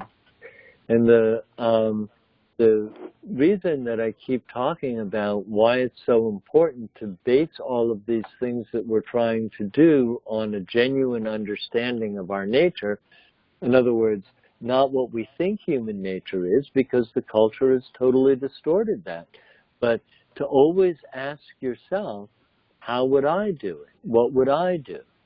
And not to accept any of these shibboleths from the ready-made concepts from the culture that the culture immediately provides. If you do that, you never get to that experience of freedom, justice, and community. If I might, Sure. John, I'm really hopeful that someplace down the road we'll find a nice harmonious consensus. But presently, the manner in which each of us are choosing our words and things seems to be recurringly producing conflict. And I'm rather inclined to. We've had the conference going for like over 3 hours now. Okay. Unless there's other people that would like to that not you and me polarized, Nikki or Dave and the Thumb, or maybe even Kathy a little bit more. Any of the rest of you like to say anything before we kind of think about winding it down here? Yes, I just wanted to say again, I thought that we were all in agreement that we were going to be seeking common law solutions and not experimenting around with restorative justice or any of these other concepts that sound really good sometimes. But I think that just the notion that we have common law can be a disincentive for people who would harm others. So it doesn't have to go all the way through the process and having a jury of 12 decide something. But and then there's also the possibility that you have to think that this whoever was harmed, whoever allegedly did the harming, was given he was given 3 chances before he even got to you. That's part of the common law process. And if he still didn't resolve things through restorative justice or whatever, then, he's not exactly, in a position to be a good candidate necessarily for restorative justice. And now it's time, as the Bible says, that he can be treated as we would the heathen, and to put them before the judgment of his peers. And his peers may not agree. And if his peers don't agree, then, there's not going to be a judgment. No, but if they that do... never goes away, does it? Pardon? That never goes away. That'll always be the case. What will always be the case? At the end of the day, it's whatever the system that the community is using. So in our case, we're really talking about common law.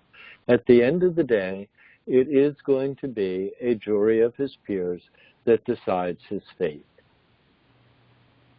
Yes.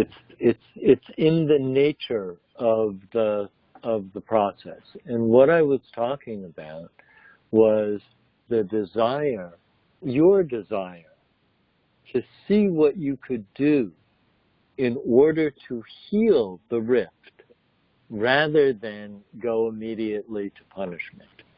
And it's process. That's why the 3-notice process is biblically oriented. Right. And if that doesn't work, then you go into the jury trial process. Of course, absolutely. What else are you going to do? Exactly. And the idea that you're judging somebody not by the letter of the law, but by the sense of justice of the 12 members of the jury who are your peers. They at least have some knowledge of you. You were part of their community. They have some way of judging, whether you're a completely hopeless case and need to be removed from the community, or whether there's possibility for repentance and restoration. So it's the essence of the common law idea is that you will be judged by people who know you. And if you're being judged by people who know you, you can have some confidence that they're not just going to be vindictive. The restorative justice process usually starts by asking the victim what they believe would solve the problem, not what the law says. And it's the getting away from that experience of agency in the whole thing that's the important element. The jury decides what the law is, and they can have it plenty of input from the victim in doing that. But ultimately, it's their decision, not the victim's decision. I yield. I wasn't suggesting that it was the victim's decision. I was saying that the jury, when it's really doing what the common law jury can do, is interested in what the victim sees would be just. They might not agree with it, but they would be interested in that. And that's what Roman law doesn't do. The thing that we're up against is the way in which the contract has eviscerated our healthy human judgment. In other words, we're all subject to unconscionable contracts. What is the word, Charles, when you can't fulfill the contract? Contract limitation. Yeah. I mean, we're all subject to that. So we're all very confused. We don't have to be. No, we don't. Not if we get our act together and we start creating communities in which our sense of justice prevails rather than the rules. The last thing we want is to be governed by rules. We want to be governed by our capacity to see what the community needs and do what the community needs. Which means, if I might, John, the Seventh Amendment refers to the rules of the common law, and you frequently juxtaposed rules and law as opposed to justice, and that's right. Well, I believe, with all due respect, that is an area. If you look at the two Latin words, jus, which is the root of justice, J-U-S, it is identical to lex, which is law. The two terms in the law dictionary cross-reference each other. Justice is the law. Law is always just. Real law is always just. Real rules are always just. The rules of the common law are always just. That's why the tradition of the precedent from the common law juries about laws of trespass and things like that are so critically important. That's why peace officers under common law jurisdiction are to prioritize only keeping the peace. These are well-settled norms of natural organic law in harmony with the spirit of the universe, like Cynthia was talking about earlier. And they're well-settled through Anglo-American common law tradition if we can revert back to them without a lot of modern-day mumbo-jumbo that is distracting us. Are you? Yeah, well, I don't mean to be providing mumbo-jumbo. You see, the interesting thing is that the law is, as you point out, the law needs to be just, and common law is just because it's an appeal to the community, to the jurors. So the interesting thing is that the sheriff, or the constable, as you call him, he has executive discretion, and depending on the way in which the sensibility of the community, his discretion is going to be what creates the peace or not.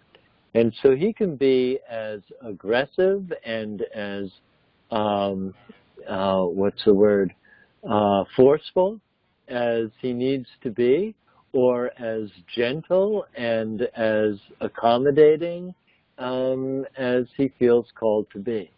And so recognizing the distinction between the legislative function, which is the community deciding what would be good and funding it, and the executive function, which is selecting the people who would be best able to carry out what the community agreed would be good, and then the judicial system to judge whether or not it was good.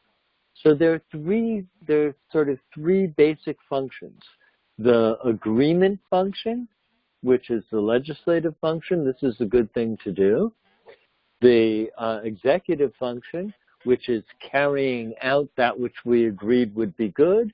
and the judicial function, which judges whether or not it was in fact good. So, and you don't need the judicial system to get involved in anything unless there's a sense on the part of somebody or a small group of people or whatever that it wasn't.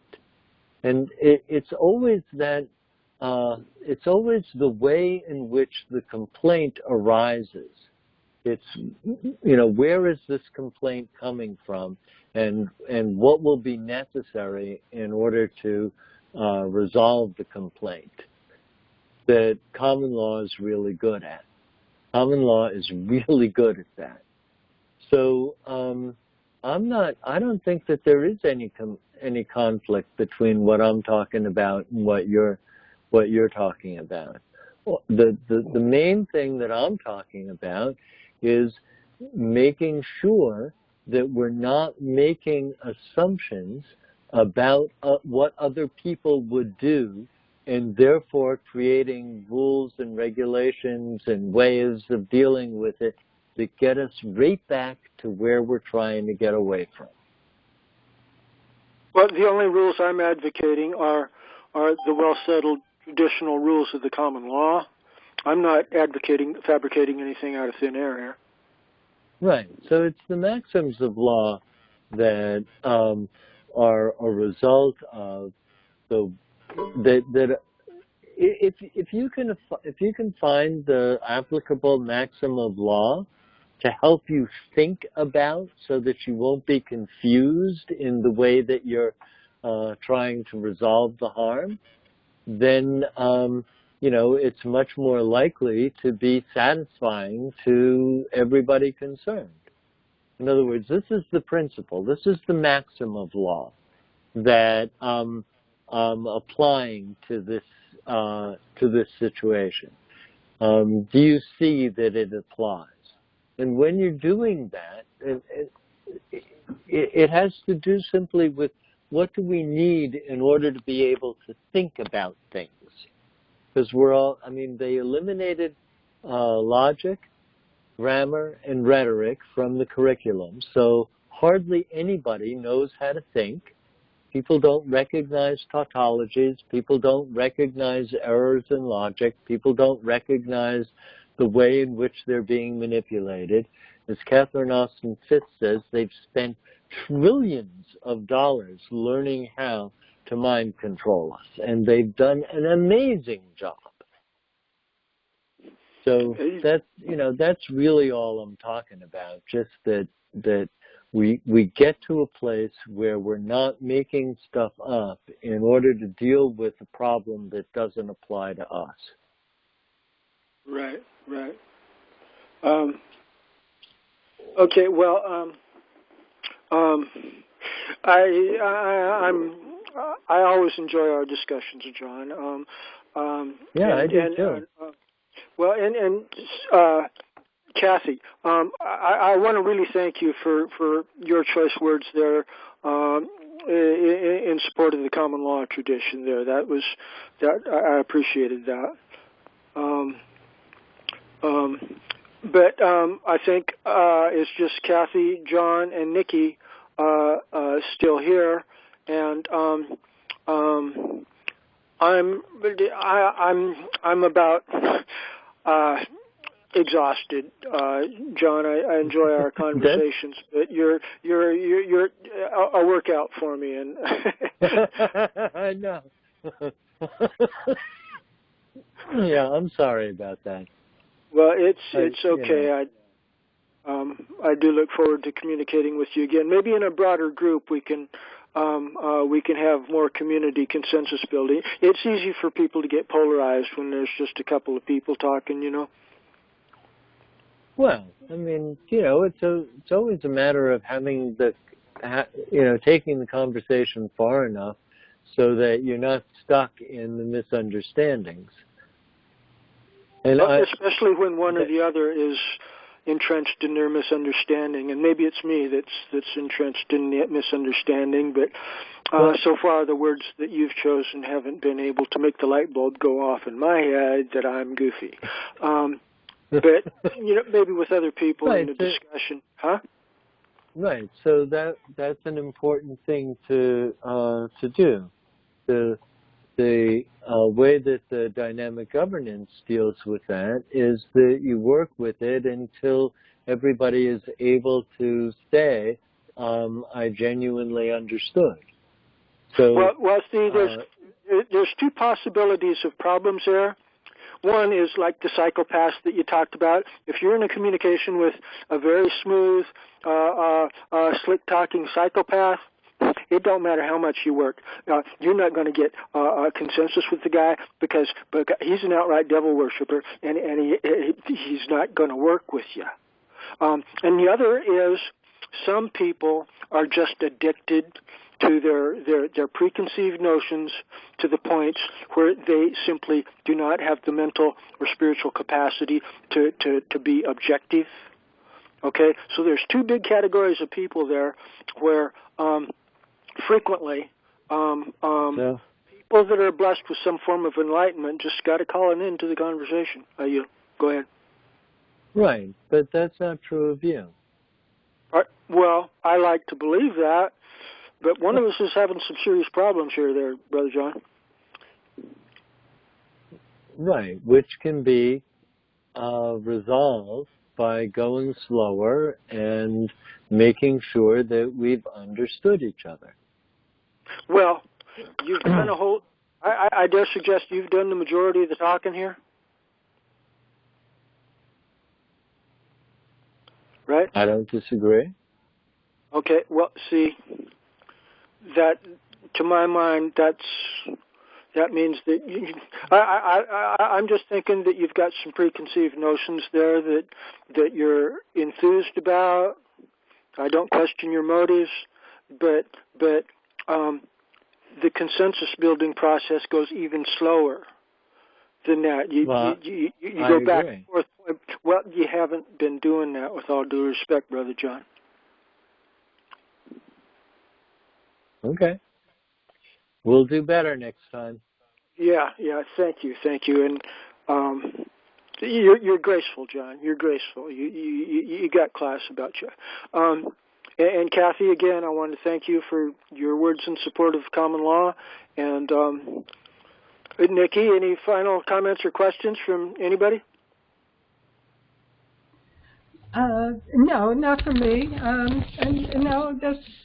It's, we're not all skin cells, we're not all muscle cells, we're not all, DNA cells or RNA, we're all different. And there's the seen and the unseen. So it's all the same body, though. So I'm not worried about, the conversation. Sounded good to me. Common interest is what's important. We're all in the body together. Let's be nice to each other. Okay. Bye-bye. Thank you, Nikki. I love you. Yes, thank you, Nikki. Love you both. All right. Thanks, everyone. And good night. Good night, then.